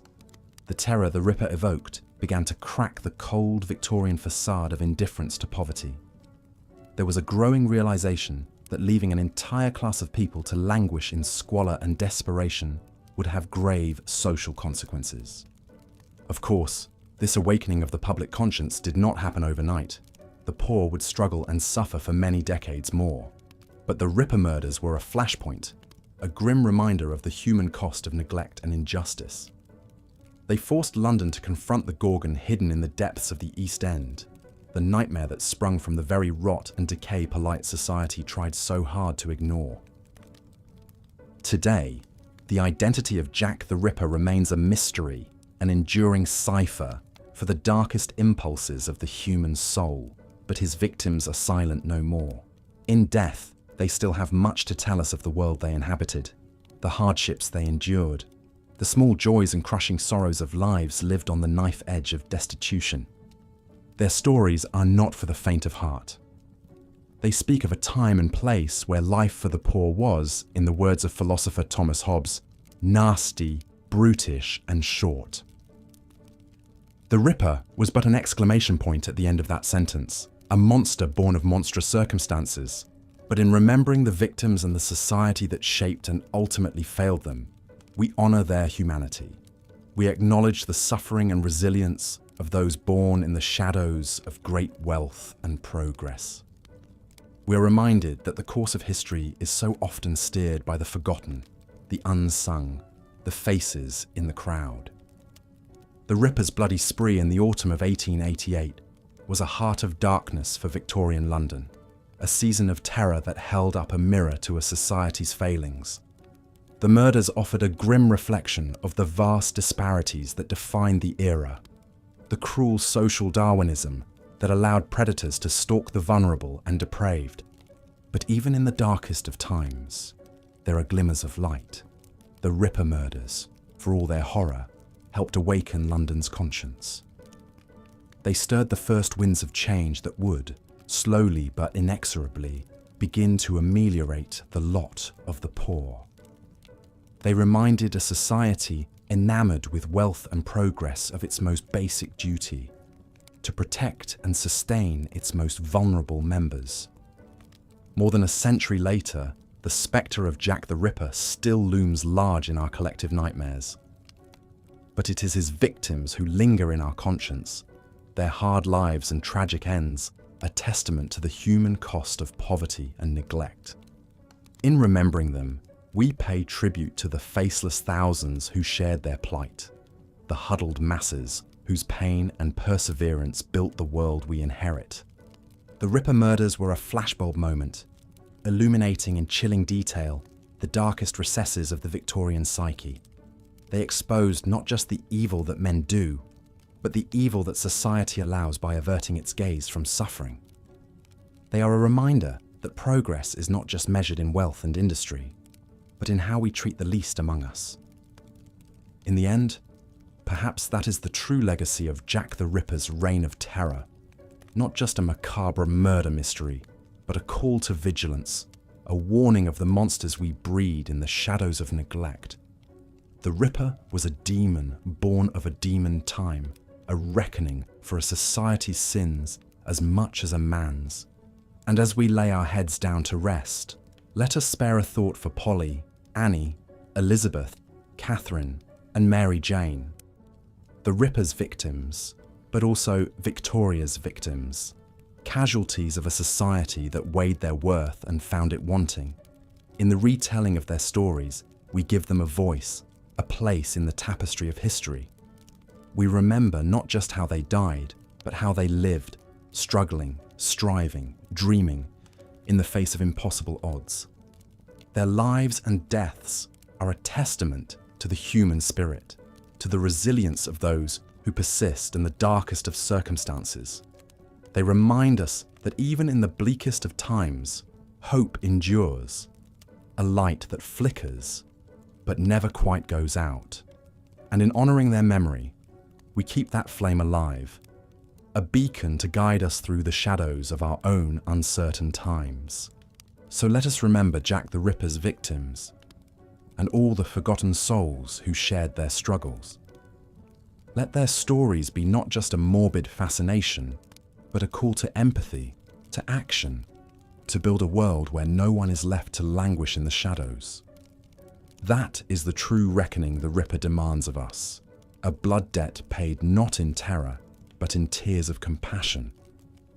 As we drift off to sleep, let the ghosts of Victorian London be not just spectres of a dark past, but guardians of a brighter future, silent sentinels urging us to be better, to do better, for all those who share our fleeting moment in the sun.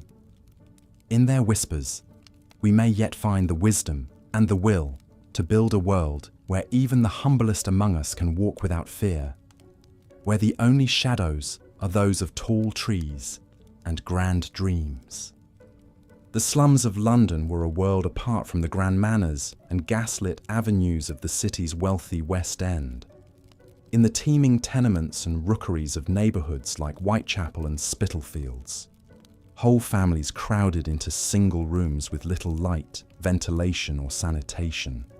The fetid streets were choked with rubbish and the waste of humans and animals alike, putrefying into a reeking miasma that bred disease and despair.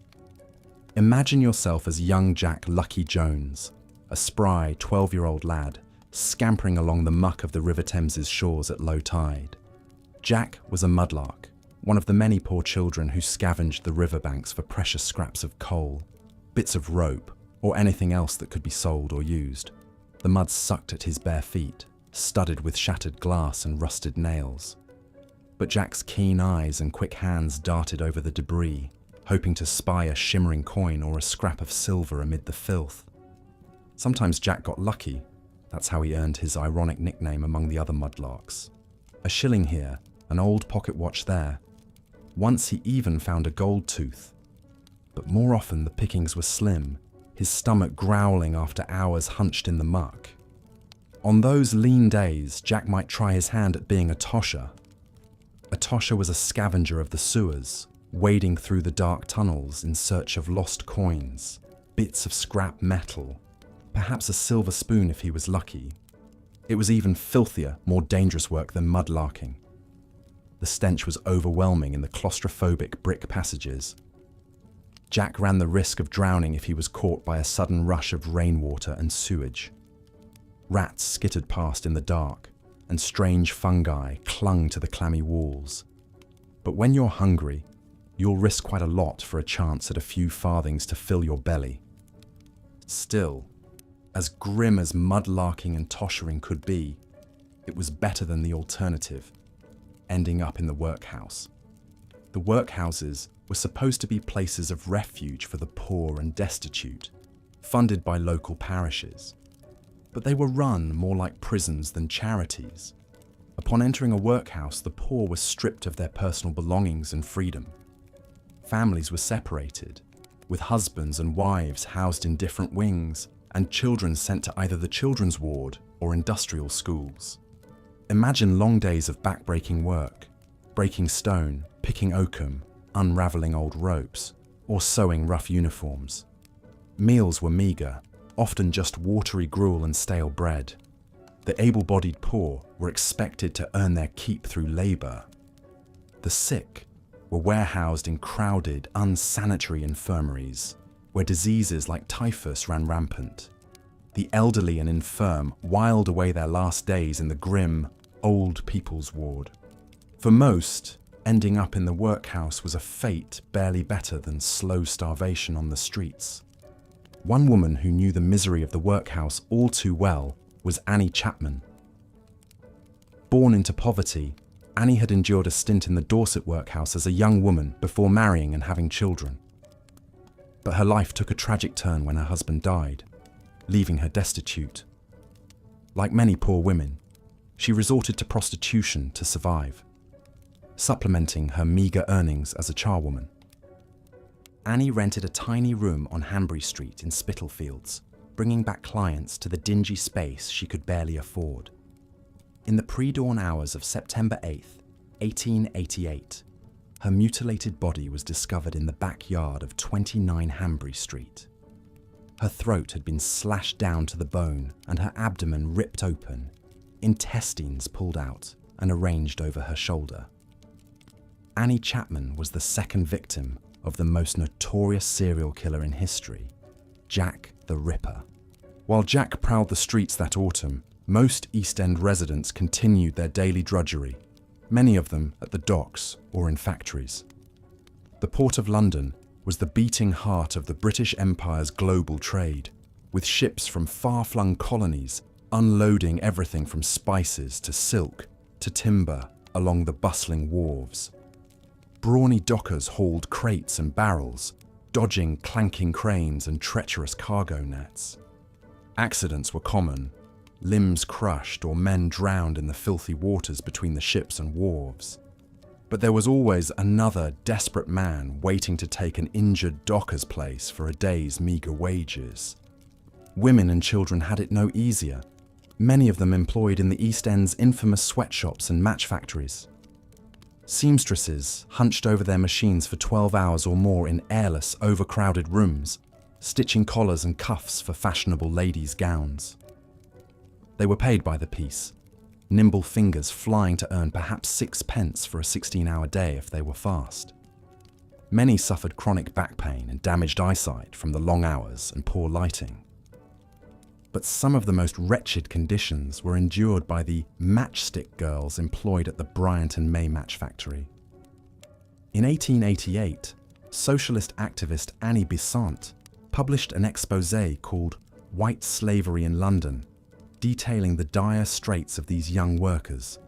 Girls as young as 12 toiled 14 hours a day in harsh conditions, exposed to the toxic white phosphorus used in match heads. For this dangerous work, they earned a mere 4 shillings a week, with deductions for fines and the cost of their materials.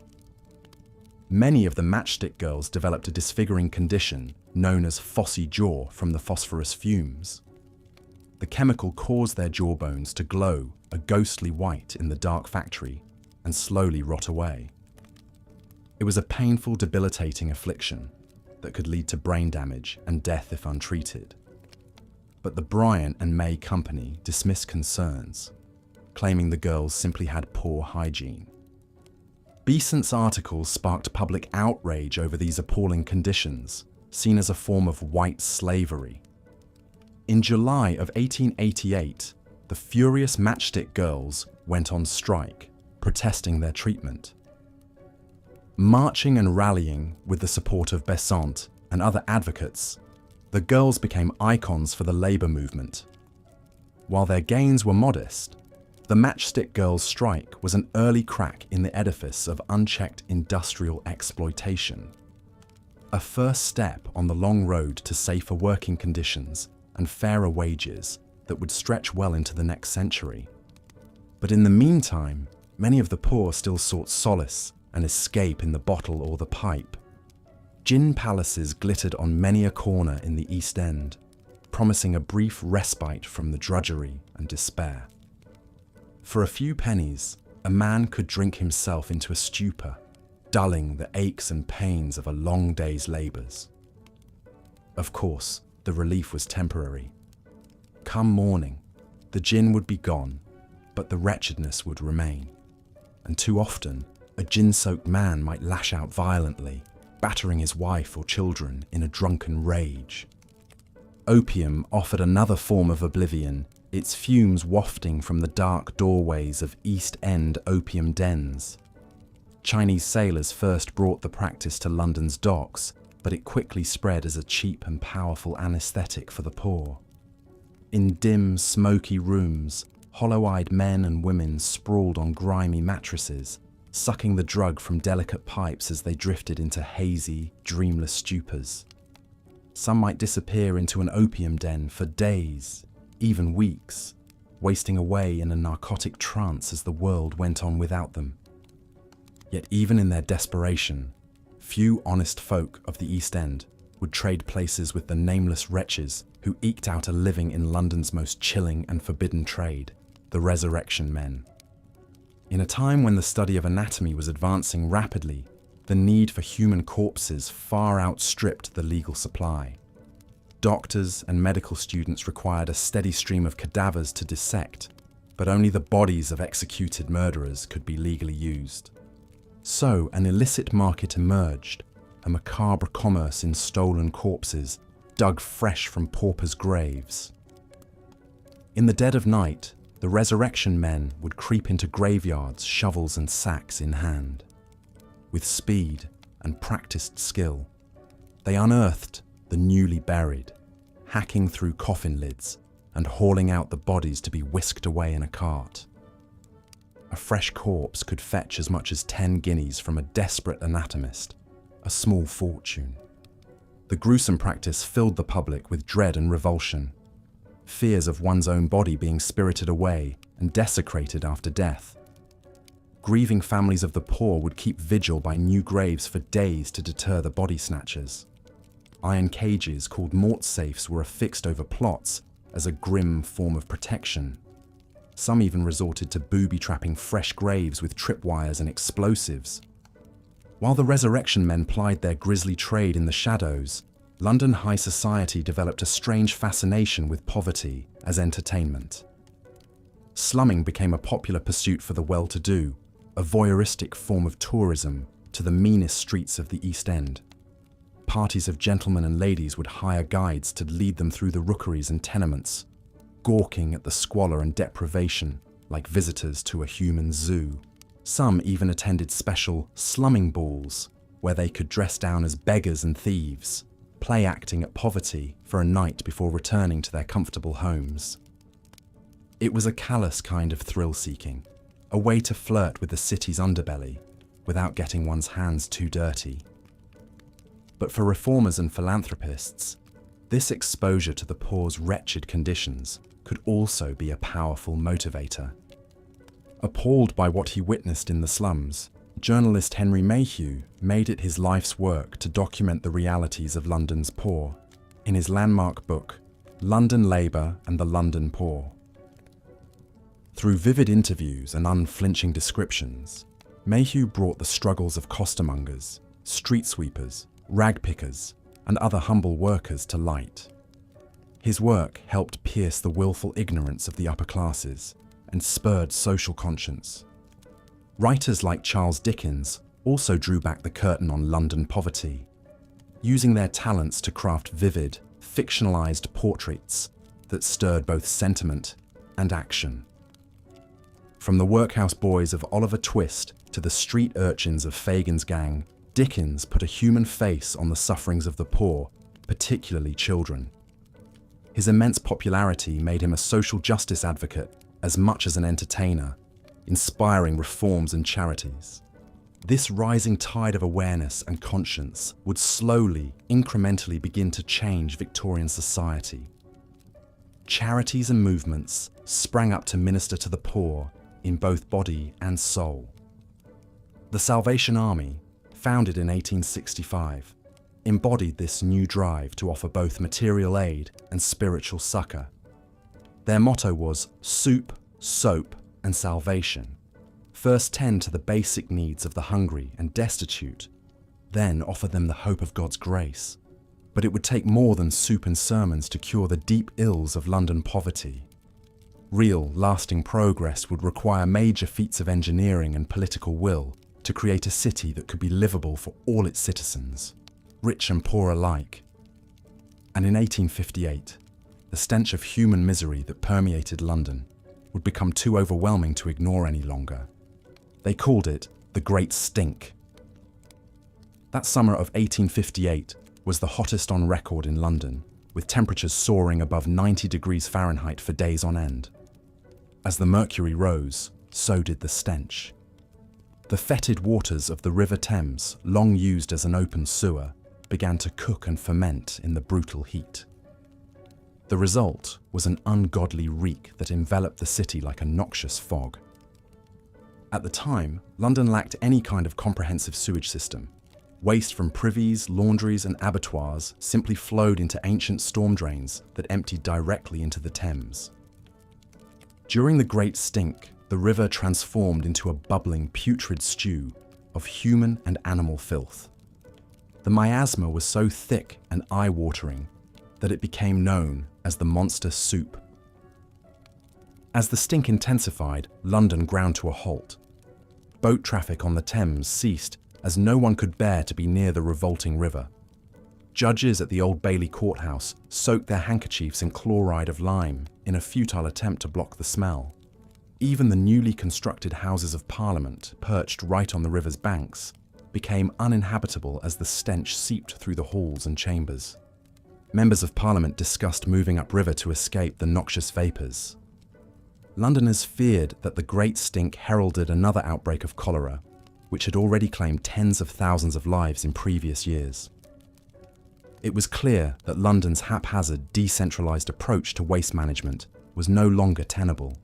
The Great Stink literally forced Parliament's hand, spurring a monumental public works project that would become one of the great engineering marvels of the Victorian age. Enter Joseph Bazalgette, a visionary engineer who had already distinguished himself working on London's railways and dockyards. In 1856, Bazalgette was appointed chief engineer of the Metropolitan Board of Works and tasked with solving London's sewage crisis once and for all. His ambitious plan called for a vast network of new sewers running for 100 miles beneath London's streets and carrying waste safely downriver, far from the city centre. It was a staggering feat of engineering and construction. Bazalgette's design called for 4 massive interceptor sewers, running parallel to the Thames on each side. These cavernous brick tunnels were up to 11 feet wide and would be buried deep underground, using gravity and a series of pumping stations to move the waste. Smaller local sewers would feed into the interceptors, creating a comprehensive system that could handle even the most torrential rains. Building Bazalgette's sewers was a back-breaking, dangerous undertaking. Thousands of workmen laboured around the clock, digging trenches and tunnels by hand through London's streets and riverbanks. They burrowed through ancient plague pits and Roman ruins, shoring up the unstable earth with timber and bricks. Toxic gases and cave-ins claimed the lives of many workers, as did outbreaks of cholera that swept through the rank, sweltering tunnels. But inch by inch, mile by mile, the great sewers took shape. Bazalgette used the London clay excavated from the tunnels to build up the riverbanks, creating the wide, sweeping Thames embankments that would become one of London's most recognisable features. The Victoria, Albert and Chelsea embankments added 52 acres of new prime riverfront real estate, featuring broad thoroughfares and lush gardens. The southern outfall sewer alone stretched for 11 miles, from Deptford to Crossness, where Bazalgette built a magnificent pumping station to eject the waste into the Thames estuary on outgoing tides. With its soaring Gothic turrets and cathedral-like interiors, the Crossness pumping station was a monument to Victorian engineering prowess, a literal cathedral of sanitation. When the new sewer system was completed in 1875, it was hailed as a triumph of human ingenuity over the chaos of nature. The death rate from cholera and other waterborne diseases plummeted as London's drinking water became noticeably cleaner. The Thames began to recover from centuries of abuse, its waters running clearer and fish returning to its depths. Bazalgette's sewers had quite literally saved London from drowning in its own filth.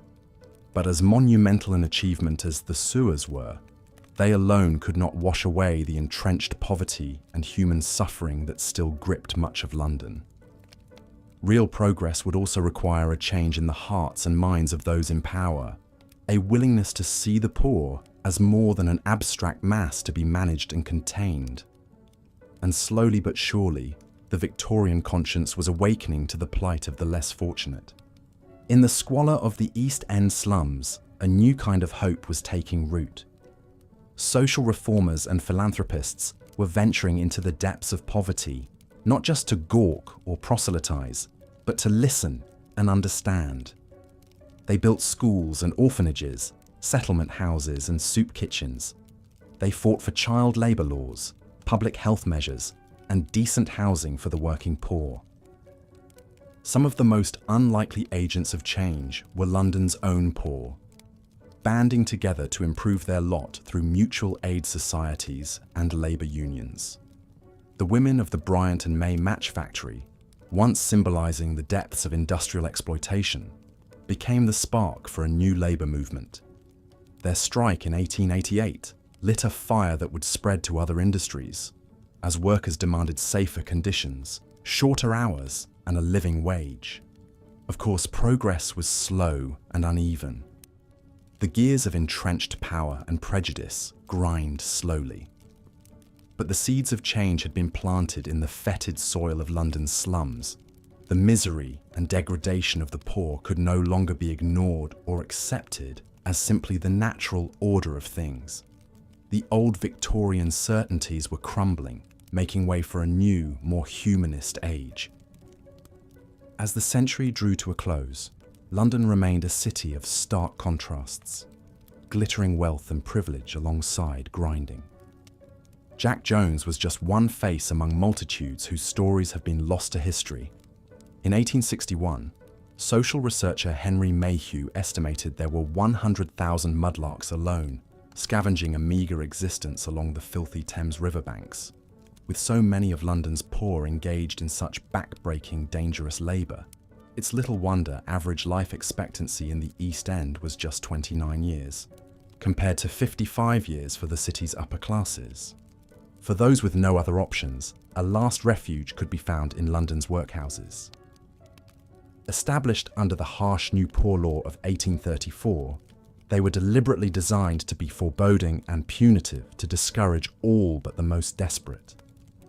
Imagine entering the gloomy, prison-like edifice of the St. Marylebone Workhouse, stripped of your possessions and dignity. Men, women, and children were separated, personal clothes replaced with rough uniforms. Hard labour, strict rules, and meagre meals of thin gruel awaited, all to make poverty as demeaning and unpleasant as possible. One woman who found herself at the mercy of the workhouse system was Annie Chapman. Born in 1841, Annie married at 16 and had 3 children, but descended into alcoholism and destitution after her husband's death. In and out of workhouses, she eventually turned to prostitution to survive, eking out a tenuous existence in the nightly shadow world of Whitechapel. In 1888, the hard luck of Annie's life reached a grisly culmination when her body was discovered brutally mutilated, the second confirmed victim of the notorious Jack the Ripper. Chapman's short, hard-scrabble life and vicious death exemplified the vulnerability and desperation of London's underclass women. For many, what little employment they could find was in the harsh realm of factories and sweatshops. In the suffocating confines of the Bryant and May Match Factory, girls as young as 12 toiled up to 16 hours a day for a pittance in horrendous conditions. Exposure to toxic white phosphorus used in match heads caused many to develop the grotesque deformity known as phossy jaw, as the compound ate away at the bones of their faces. Public awareness of these dangers was raised by social reformer Annie Besant, who published a damning article on the match girls' plight in 1888. She decried the white slavery of such abusive child labour and helped instigate the famous London match girls' strike that year. While small gains were made in pay and conditions, the lot of factory girls remained grim. Besant remarked, "I had seen suffering and death in the East End, but nothing I had seen equalled the misery of these poor girls." Beaten down by unrelenting poverty and the crushing weight of their lot in life, London's destitute turned to what small comforts they could find: cheap gin and opium.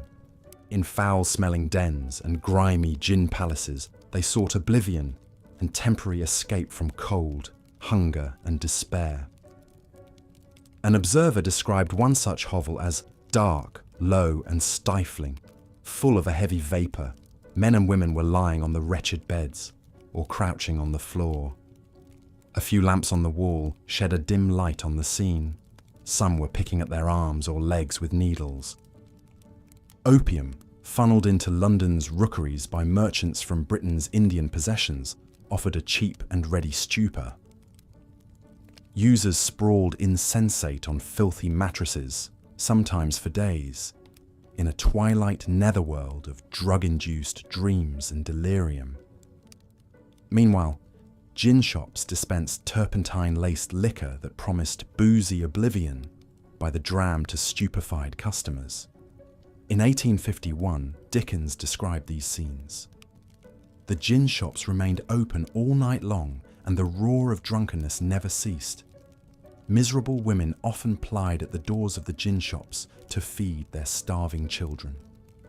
It was these same fog-choked, gas-lit streets and alleys that formed the perfect, lurid backdrop for the most notorious criminal of the Victorian age. In 1888, recurring murders of destitute women in the Whitechapel slums created a fevered atmosphere of dread and morbid fascination. The victims, all prostitutes, had been brutally slashed and mutilated, their viscera strewn about by a seemingly uncatchable killer, soon known as Jack the Ripper. The Ripper's savagery was shocking even to a public jaded by the everyday brutalities of London's underworld. His crimes seemed to spring from some unknowable motive and alien evil beyond comprehension. Wild theories about the murderer's identity abounded. A deranged butcher, a mad doctor, even a member of the royal family. The fact that he was never apprehended only enhanced the growing mythos of a phantom-like monster with satanic cunning, preying on the most helpless dregs of society. Ultimately, the Ripper murders seared themselves into history, not just for their gore and mystery, but for what they revealed about the vulnerability of London's underclass women. It threw into harsh relief how they existed at the very bottom of the city's hierarchy, leading short, brutish lives snuffed out in squalid obscurity until a maniac's blade made them briefly, gruesomely newsworthy. Their fates were a reminder that for those not born to privilege in Victorian London, life was too often nasty, desperate, and short. Even in death, the poor could not escape indignity and exploitation. For those whose families lacked the means for a proper funeral, the grim spectre of the resurrection men, grave robbers who snatched corpses to sell to medical schools for dissection, was a constant fear. The macabre trade stemmed from laws that only permitted executed criminals to be used for anatomical study, creating a ghoulish black market. In 1831, in a shocking scandal known as the Italian Boy case, a gang was found to have murdered a homeless child and sold his corpse for dissection. The resurrection trade flourished in part because death was so ubiquitous in Victorian London. Disease, malnutrition, and squalid living conditions meant mortality visited the lower classes with grim frequency. Tuberculosis, typhoid, cholera, and smallpox ravaged the crowded slums, their spread aided by poor sanitation and hygiene. In 1848 to 49, a cholera epidemic killed over 14,000 in London, mostly in the impoverished areas south of the Thames. The accepted scientific wisdom of the day attributed the disease to foul odours and miasmas, not yet understanding it was waterborne and spread by contaminated drinking sources. It would take the crisis of the Great Stink in the summer of 1858 to spur real action. That year, London sweltered under a historically hot summer that turned the Thames, by then little more than an open sewer, into a noxious, reeking soup of human and industrial waste. The stench was so overpowering that Parliament, its chambers inundated with the stomach-churning effluvium, draped the windows with curtains soaked in chlorine in a vain attempt to function. The ordeal finally spurred legislators to back a massive civic works project to construct a modern sewer network. The monumental effort was led by the great engineer Joseph Bazalgette, who designed and oversaw the building of over 1,100 miles of underground brick sewers to intercept waste and divert it far downstream. The tunnels were some of the most ambitious municipal engineering feats of the 19th century and a major factor in improving London's sanitation and health in the ensuing decades. Along with the sewers, Bazalgette built the Victoria and Albert embankments, which housed the pipelines and provided riverside promenades still enjoyed today. Bazalgette's sewers were a rare bright spot of progress for London's poor, in an era marked more by piecemeal efforts than systemic change. Social reformers like journalist Henry Mayhew studied the miserable conditions of labourers, street sellers and urchins, but could only incrementally influence the public conscience. Charitable and religious organisations like the Salvation Army and the Quakers operated shelters, soup kitchens and ragged schools for deprived children, but their resources were dwarfed by the immensity of the need. Some limited government reforms aimed at bettering the lot of the underclass, such as the Education Act of 1870, providing funding for new schools, and the Factory Act of 1878, restricting child labour. Private philanthropists, like American banker George Peabody, funded model housing developments to replace some of the most squalid rookeries and tenements with healthier dwellings.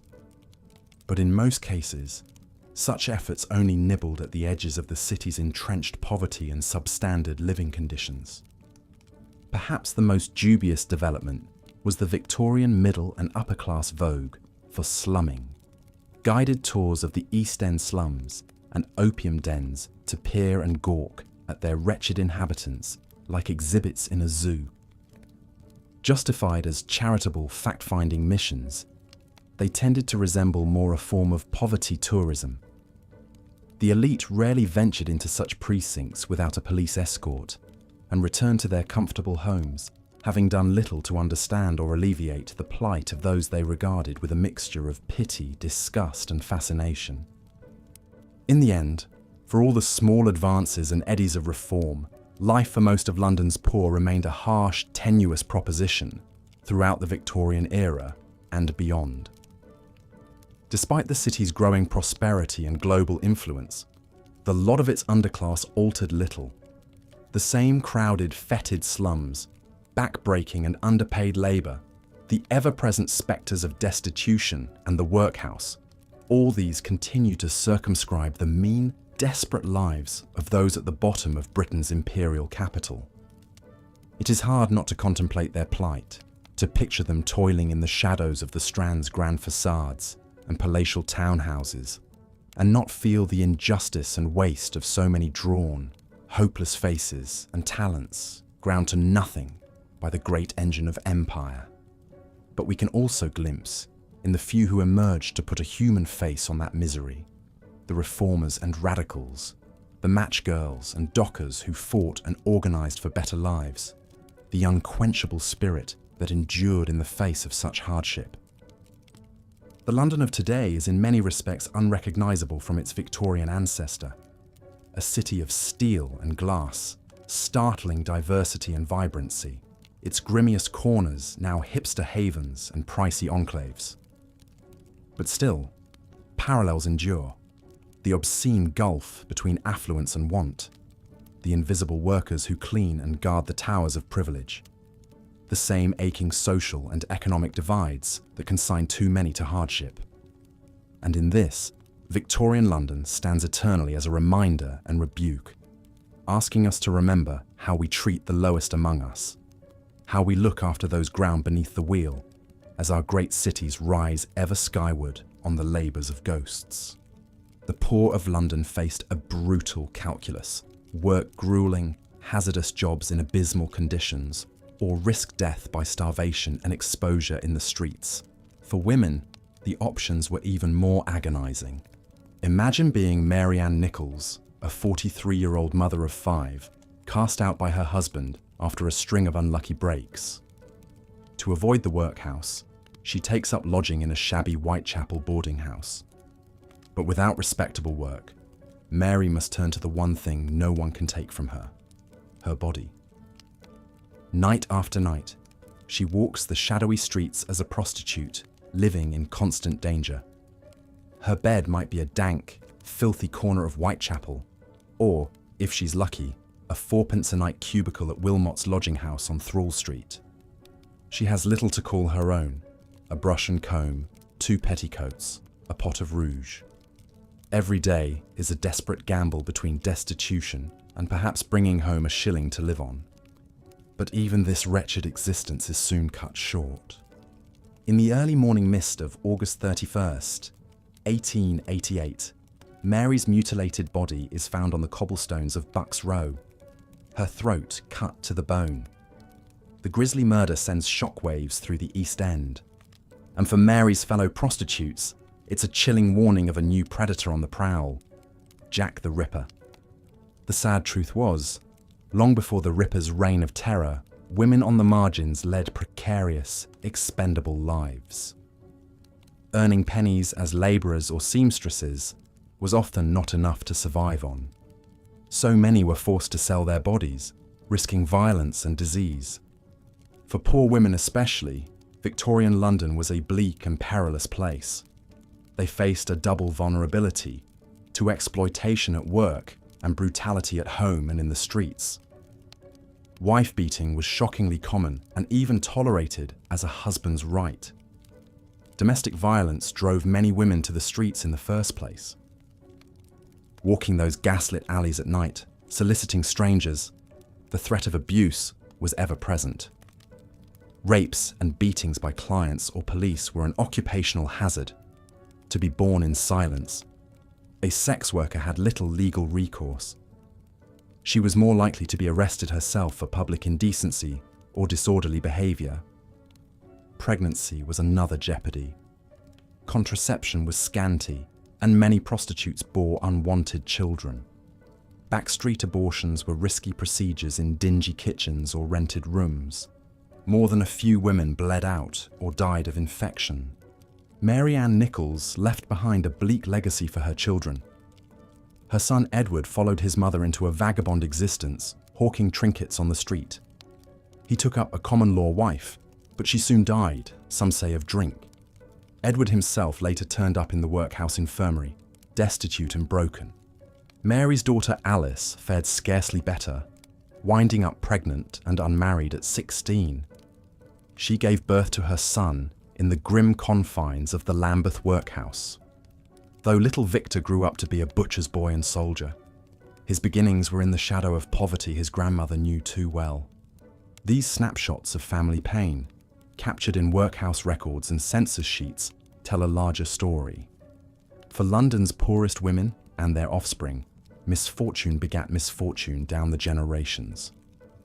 Nichols' tale was sadly typical. A life mired in deprivation, leading to a dangerous trade and ending in a macabre footnote in the annals of crime. Even as the city's wealth and power grew, the options for its underclass of women remained slim and fraught with jeopardy. The same squalid slums that bred killers like the Ripper also bred the desperation of his victims. But amid the oppressive misery, there were flickers of progress and spots of light.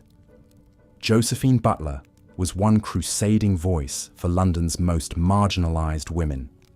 An upper-middle-class lady of tireless compassion, she ministered to prostitutes and rape survivors when few others dared.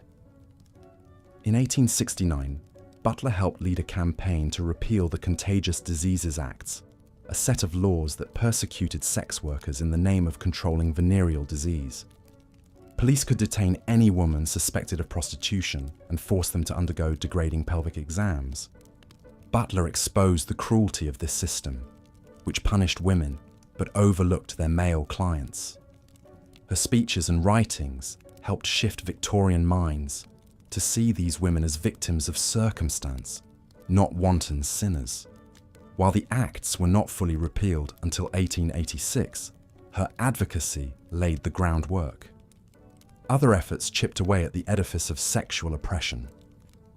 Millicent Fawcett, later a leader of the suffragettes, also took up the banner.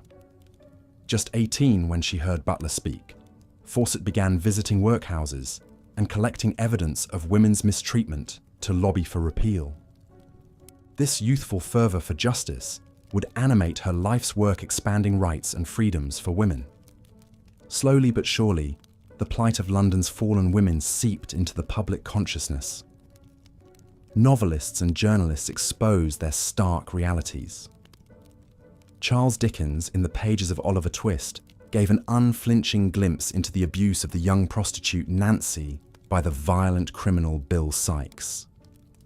In newspapers and penny dreadfuls, the Ripper murders sparked a feverish fascination, but they also sparked a more sober discussion of the wretched living conditions in the East End that left women so defenceless.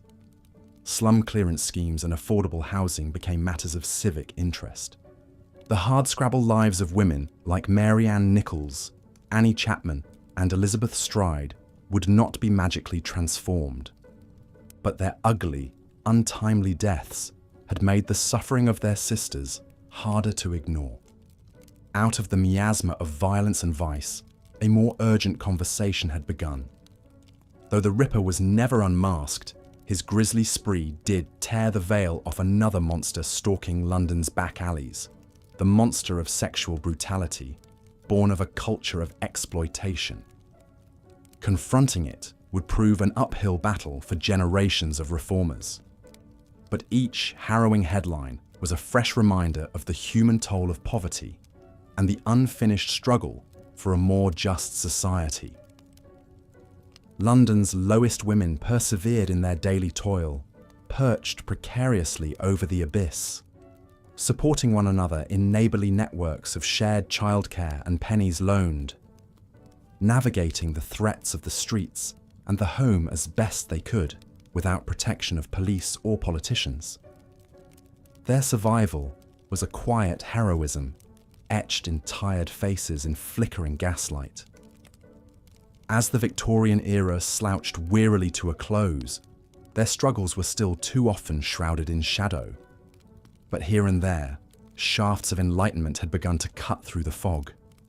The movements to educate girls, to win votes for women, to treat prostitutes as people, all had their roots in an era when the suffering of the vulnerable could no longer be ignored. In the tattered shawls and threadbare chemises of women like Mary Ann Nichols, we glimpse the cost of progress, uneven and denied. In their short, fraught, unheralded lives, we trace the slow awakening of a society's conscience. London's overlooked women, and those who lifted them up, lit candles of courage in the gloom, all unsung foremothers in a long march from Victorian cruelty to a more humane future. Jack "Lucky" Jones sat shivering in the pre-dawn gloom, his bare feet dangling over the edge of the quay. The frigid stones sent a deep chill through his thin, ragged trousers. He watched as the last stars faded into the misty twilight. The great clock of Westminster struck 6, its chimes echoing across the sleeping city. Lucky stretched and yawned, his breath pluming in the cold. It was time to begin his daily toil as a mudlark, scavenging the foul banks of the River Thames for bits of coal, wood, and anything else of value that the tides left behind. Mudlarking was hungry, filthy, and often dangerous work, but for thousands of London's poorest children, it was a matter of survival.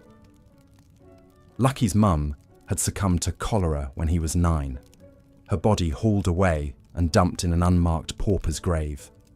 His da had abandoned them long before that, vanishing into the rookeries of 7 Dials to lose himself in opium and gin.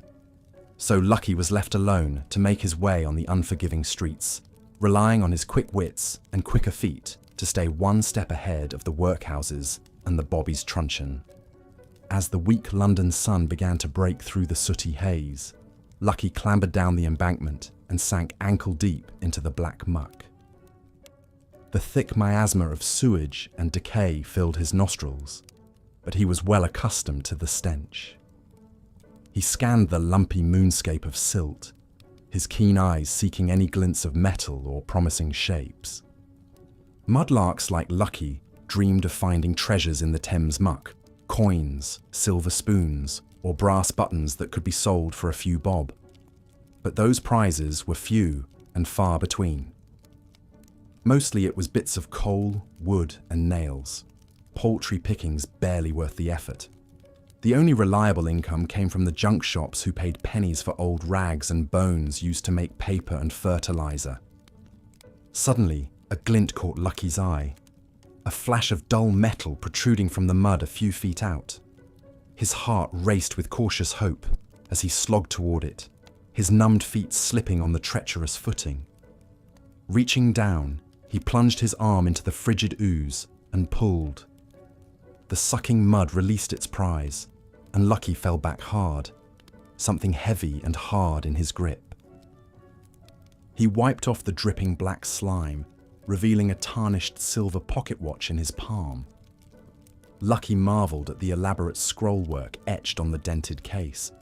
It was certainly not in working condition, waterlogged and fouled with mud as it was, but the silver content alone might fetch a whole 2 shillings from a kindly fence.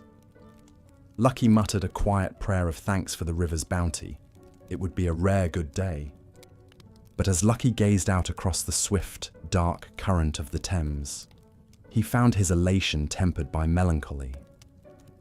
How many more years could he survive by picking the river's bones? Already, he was as tall as many grown men, and could no longer crawl through the smaller sewer grates as a tosher. Soon, he would have to find a man's wages to fill his hungry belly. The dockyards, the factories, or the coal pits, with their promise of broken backs and black lung. There were few paths for lads like Lucky, and all of them led to pain. The watcher's dull gleam caught the rising sun as Lucky turned it over in his raw, cracked hands. Who would it belong to, he wondered? Some bourgeois swell, flush with the wealth of the empire, heedless to the suffering at his feet. Or perhaps some poor bloke like his own Dar, who drowned his despair in drink and left his burdens behind. It was impossible to say, but for now at least, the timepiece would buy Lucky another day's survival in the unforgiving city. With an effort, Lucky shook off his dark musings and pocketed his prize. There were hours yet till the tides rose and he had much ground to cover. He slogged off through the mire, just another small, lone figure dwarfed by the smokestacks and spires of the world's richest city, where misery and fortune lived hand in hand. The Thames flowed on as it had for centuries, a silent witness to the joys and agonies of the great metropolis that grew upon its banks. Life in the workhouses was its own kind of mudlarking, where the destitute poor traded their dignity and freedom for a sparse subsistence. To step across the threshold of those grim brick bastilles was to abandon all hope, severing the ties of family and the comforts of choice. But for those with nowhere else to turn, the workhouse was the final safety net between life and death, a sanctuary as pitiless as the streets. Annie Chapman knew the workhouse well. Born in the London slum of Paddington, her youth was a blur of brothels, prisons and poorhouses as she struggled to scrape by. The threat of the workhouse loomed over her like the sword of Damocles, a constant spur to clutch at any chance for a roof and a meal, no matter how degrading. Time and again, desperation drove Annie to trade her body in the streets or spend sleepless nights in doss houses, huddled in verminous straw, listening to the groans and cries of her fellow unfortunates. For a brief time, it seemed Annie might escape her dismal fate. She married a soldier, John Chapman, and bore him 2 daughters. But any domestic tranquility was shattered when John died in 1886, leaving Annie alone to scrape by selling matches and crocheting. When times grew lean and rent came due, Annie would take to the streets, standing under gaslights in the Spitalfields nights, selling her favours to strangers. It was a tenuous existence, stalked by hunger and violence, but it was better than the workhouse. Annie fought like a wildcat to avoid the union's cold embrace. But as she grew older and the gin flowed quicker, the workhouse finally claimed her. She was forced to send her daughters away to a charity school and submit herself to the Lambeth workhouse. There she donned the rough prison-like garb, scratchy as sackcloth against her skin, a pauper's uniform of shame. Her haggard face and despairing eyes peered out from under a coarse bonnet, as hopeless as any inmates. The workhouse master glowered down from his pulpit at this new grist for his mill.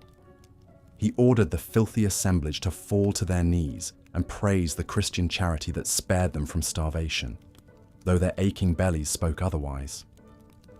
His droning sermon washed over Annie's bowed head unheeded.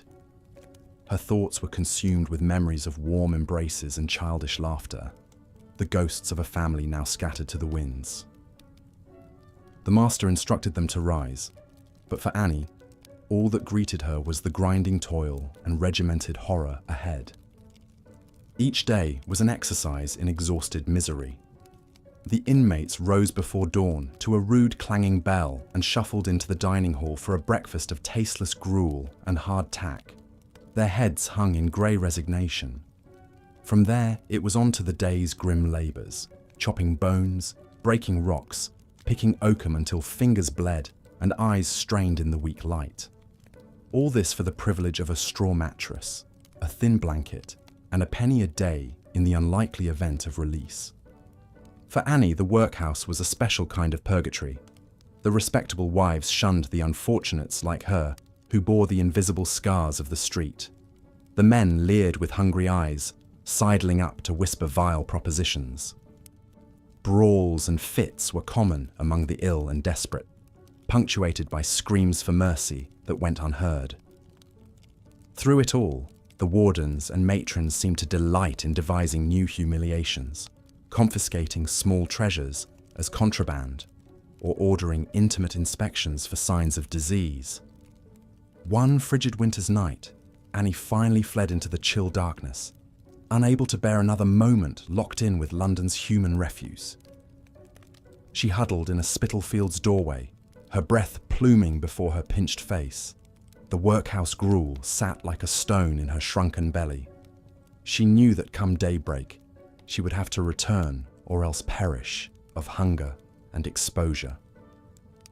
But for a few blessed hours, Annie was free, alone with her grief and memories under cold, distant stars. Years later, Annie Chapman would achieve a grim celebrity as the second victim of London's most notorious killer, Jack the Ripper. Her mutilated body would be displayed in all its lurid detail on the front pages of the penny dreadfuls, devoured by a fascinated public. But as she lay in that Hanbury Street yard, her life's blood slowly ebbing into the cracks between the cobbles, it's doubtful Annie spared much thought for her soon-to-be murderer. Her final breaths were surely filled with visions of warm, childish smiles and happier days long since consigned to the gutters and workhouses of cruel, uncaring London. The terrifying crimes of Jack the Ripper. In the autumn of 1888, a sinister shadow fell over the narrow, cobblestoned alleys of London's East End. As the fog curled through the night, a figure lurked in the gaslit darkness. A mysterious killer who would become known as Jack the Ripper. Between August and November of that year, 5 women were brutally murdered, their bodies left mutilated in the dim streets of Whitechapel and Spitalfields. All were prostitutes, struggling to survive in the harshest corners of Victorian society. The first victim was Mary Ann Nichols, discovered in the early hours of August 31st. Her body, stabbed and slashed with a savagery that shocked even hardened police officers, was found in a gutter on Bucks Row. Over the next 3 months, 4 more women would meet the same horrific fate: Annie Chapman, Elizabeth Stride, Catherine Eddowes, and Mary Jane Kelly. As news of each grisly murder spread, panic gripped the streets of the East End. The police, armed with little more than whistles and lanterns, struggled to find the killer who seemed to melt into the shadows. Hampered by the dark, twisting alleyways and the tight-lipped distrust of the poor residents, the investigation stalled and sputtered. The neighbourhood already had an eerie, gothic atmosphere, but the fog-draped crime scenes and the Ripper's dark deeds only deepened the sense of dread. Gossip and rumour spread like a fever as the public became transfixed by the mysterious murderer. Hundreds of letters, allegedly from the killer, poured into police stations and newspapers. Some even signed Jack the Ripper, and thus a legend was born. Morbid souvenir hunters snatched up gruesome mementos, while droves of amateur sleuths tried to unravel the case. The press, sensing a story that sold papers, churned out sensational reports detailing the mutilations and speculating about the Ripper's identity. Was he a doctor, driven mad by dark obsessions? A butcher with the skills to deftly wield a knife? Or perhaps a gentleman by day who stalked and killed by night? Desperate for a breakthrough, the police even arrested Queen Victoria's grandson, Prince Albert Victor, though he was later cleared. From a sinister barber to Lewis Carroll, author of Alice in Wonderland, the list of potential suspects seemed to grow longer each day. But despite the feverish speculation, Jack the Ripper's true identity remained as elusive as his blood-stained blade. Vigilante mobs roamed the alleys and nearly killed several innocent men, while the actual murderer continued to escape justice. The Ripper's seeming ability to evade capture lent an almost supernatural air to the crimes, as if he were a phantom who could vanish into the swirling London mists. In time, the murders suddenly stopped, but not the questions surrounding the killer who was never unmasked.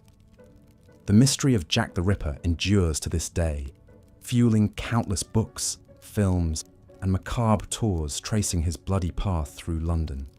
His grim legacy became an emblem of the Victorian era's dark underbelly, a reminder of the perils stalking those cobblestone streets each night. But while the Ripper may be the most infamous, he was far from the only menace in the shadows. Violent crime and vice were woven into the fabric of the 19th century slums, born out of the desperation of crippling poverty. Gangs like the Whitechapel 40 Elephants prowled the back alleys, perfecting the arts of pickpocketing and housebreaking. Gambling dens and brothels promised escape and pleasure, but often lead to ruin and despair. For many, death was a constant companion, whether it came from a burglar's blade or the ravages of hunger and disease.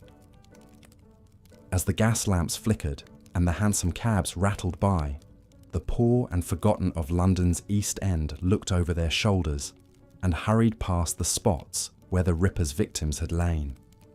The autumn of terror had carved deep scars, and the cobblestones seemed to whisper of the horrors they had seen.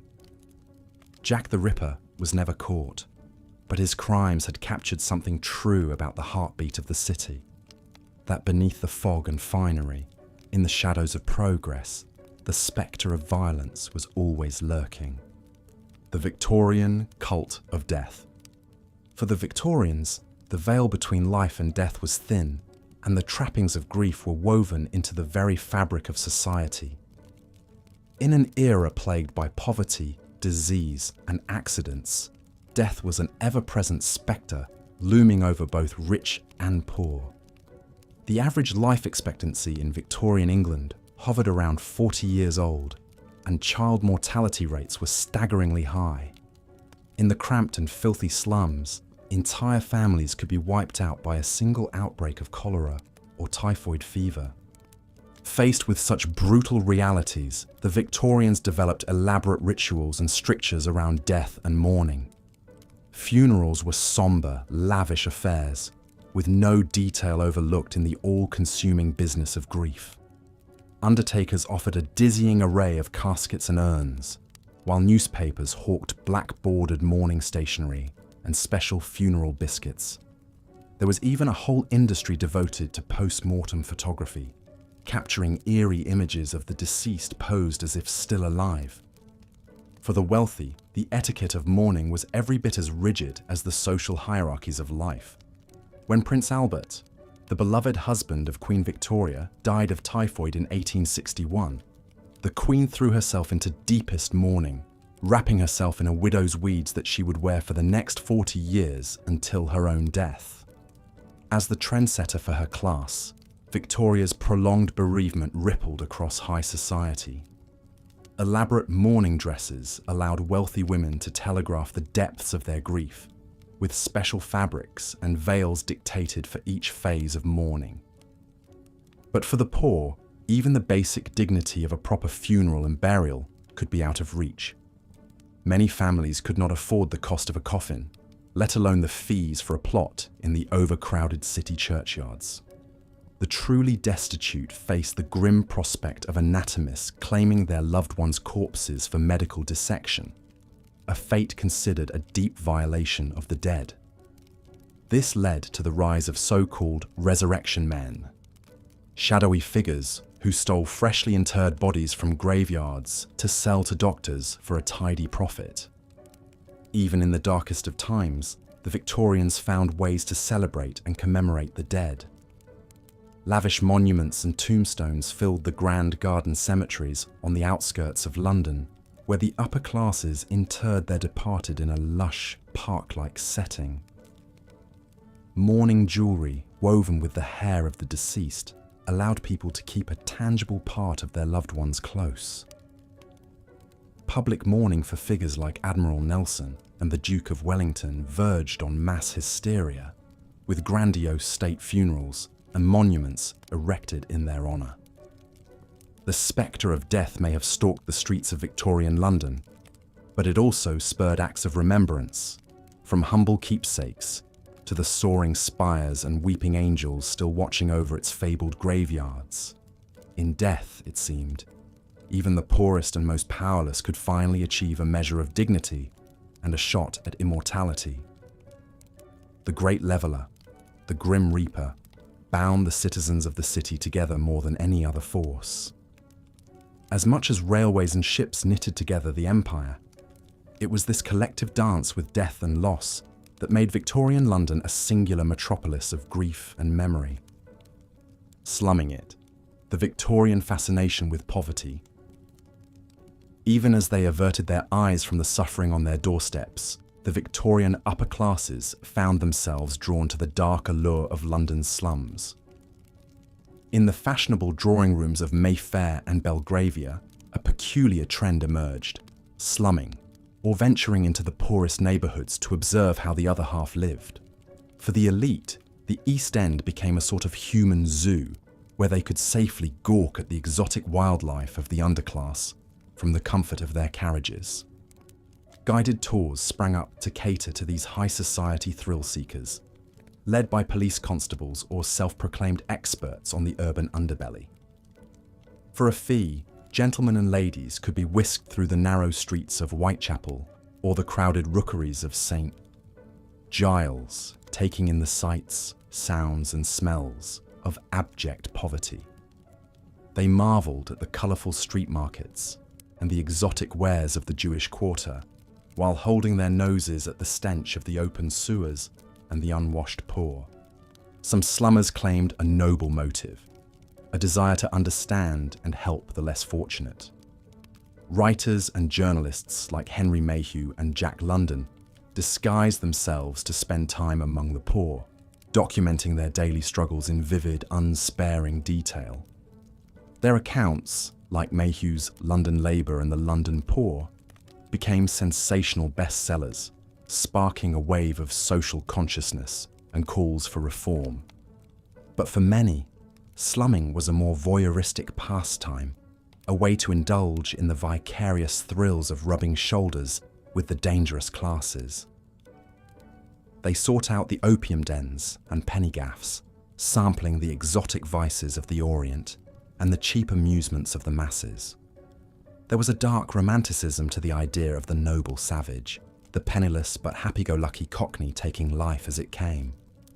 It allowed the rich to feel worldly and adventurous, without leaving the gilded cage of their own privilege. Even the great Charles Dickens was not immune to the slumming craze.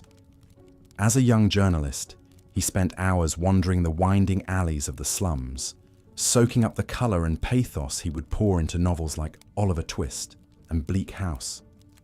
His unflinching depictions of workhouses and debtors' prisons pricked the conscience of the nation, even as his more sentimental portraits of happy urchins and plucky pickpockets captured the public imagination.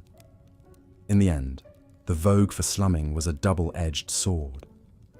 It did raise awareness of the plight of the poor and spur some much-needed reforms, from the expansion of the sewer system to the construction of new schools and hospitals. But it also had an undercurrent of condescension and exploitation, a sense that poverty was a form of entertainment for the bored and jaded upper crust. The poor were not consulted on whether they wanted to be gawked at like animals in a menagerie. Still, the fascination with the slums left an indelible mark on Victorian culture, from the social realist novels of Dickens and Gaskell to the haunting photographs of street life captured by John Thompson. It revealed a hunger to pull back the veil on the unmentionable underside of empire, to confront the festering wounds beneath the pomp and splendour. The slums may have been a world apart from the glittering West End, but they were still part of the living, breathing organism that was London, a city of 1,000,000 stories, each more heartbreaking and captivating than the last. The Great Stink and the birth of modern sanitation. By the summer of 1858, London was ripe for disaster. The city had grown explosively over the previous decades, its population swelling to over 2 million souls, crammed into a labyrinth of narrow streets and crowded tenements. But the Victorian capital's infrastructure had not kept pace with this relentless growth. The ancient sewers and cesspools, many dating back to medieval times, were overwhelmed by the sheer volume of human waste and industrial effluent pouring into them each day. As the temperatures soared that June, the city began to bake in the heat, and a miasma of noxious odours rose from the depths. The stench was so overpowering that it became known as the Great Stink, a crisis that would finally spur London to action on sanitation. The Thames, once a shimmering ribbon of life, had become an open sewer, its waters thick with the fecal matter and rotting rubbish of the metropolis. The stink was so bad that it invaded the halls of Parliament itself, causing the great and the good to gag and flee the building in search of fresher air. For years, reformers like Edwin Chadwick and John Snow had been warning of the dire consequences of London's primitive waste disposal system. They had linked the city's recurring cholera epidemics to the contaminated water supply, but their pleas for change had fallen on deaf ears. It took the Great Stink, with its assault on the delicate sensibilities of the ruling classes, to finally break through the inertia and galvanise the government into action. Parliament hastily passed a bill to fund a massive overhaul of London's sewers, appointing the visionary engineer Joseph Basil Gett to oversee the project. Basil Gett's plan was breathtakingly ambitious. A vast network of underground brick tunnels that would intercept the waste from the old sewers and ferry it miles downstream, away from the heart of the city. The scale of the undertaking was staggering, requiring over 1,000 miles of new pipelines and the excavation of 2.5 million cubic meters of earth. The construction of the new sewers was a Herculean feat of engineering and perseverance. Armies of navvies, the hard-bitten labourers who had built the railways, toiled in appalling conditions to carve out the tunnels by hand. They braved cave-ins, explosions, and the constant threat of disease as they inched their way through the bowels of the city. Many paid with their lives, succumbing to the noxious gases and airborne pathogens that lurked in the fetid depths. But slowly, inexorably, Basil Gett's vision took shape. The great interceptor sewers, marvels of brick and mortar, began to snake their way beneath the streets, gathering the waste and channeling it far out into the Thames estuary. Above ground, the city's landscape was transformed by the construction of the Victoria and Chelsea embankments, broad new thoroughfares that reclaimed land from the river and provided a stately facade for the pumping stations and outfall sewers. When the new system finally came online in the late 1860s, the effect was dramatic. The Great Stink abated, and the Thames began to run clear again for the first time in generations. The cholera epidemics that had once claimed tens of thousands of lives were brought to heel as clean water and efficient waste disposal became the norm rather than the exception.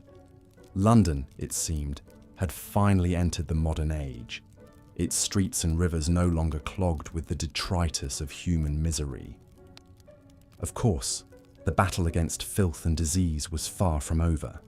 The slums of the East End would remain a breeding ground for poverty and squalor for decades to come, and the scars of the city's haphazard growth could not be erased overnight.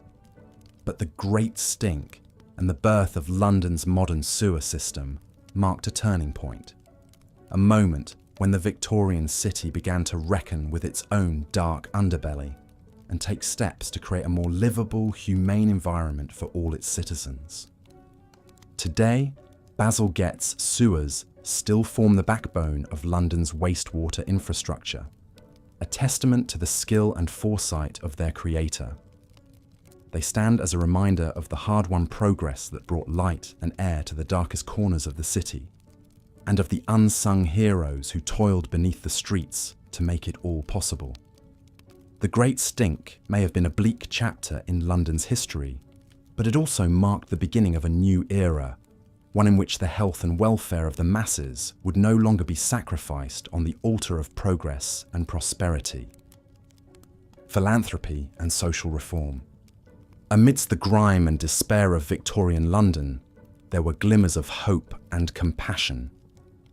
Even as the city's poor suffered in abject misery, a new spirit of philanthropy and social reform was beginning to take hold among the more enlightened members of the upper and middle classes.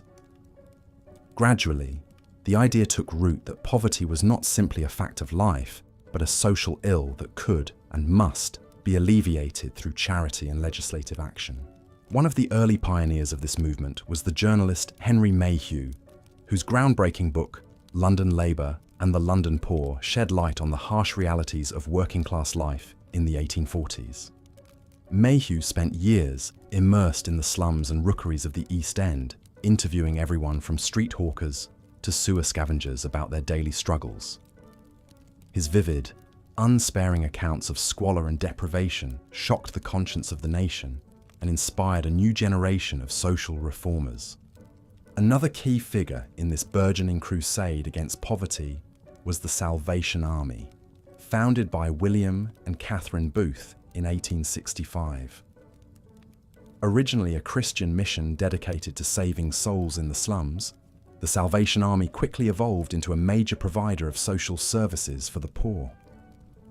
Under the banner of soup, soap, and salvation, the Booths and their army of volunteers operated shelters, soup kitchens, and workhouses across London, providing a lifeline for the destitute and dispossessed. As the 19th century wore on, the idea of social reform began to gain traction in the halls of power as well. The Education Act of 1870 was a major milestone, providing government funding for the construction of new schools and making education compulsory for all children up.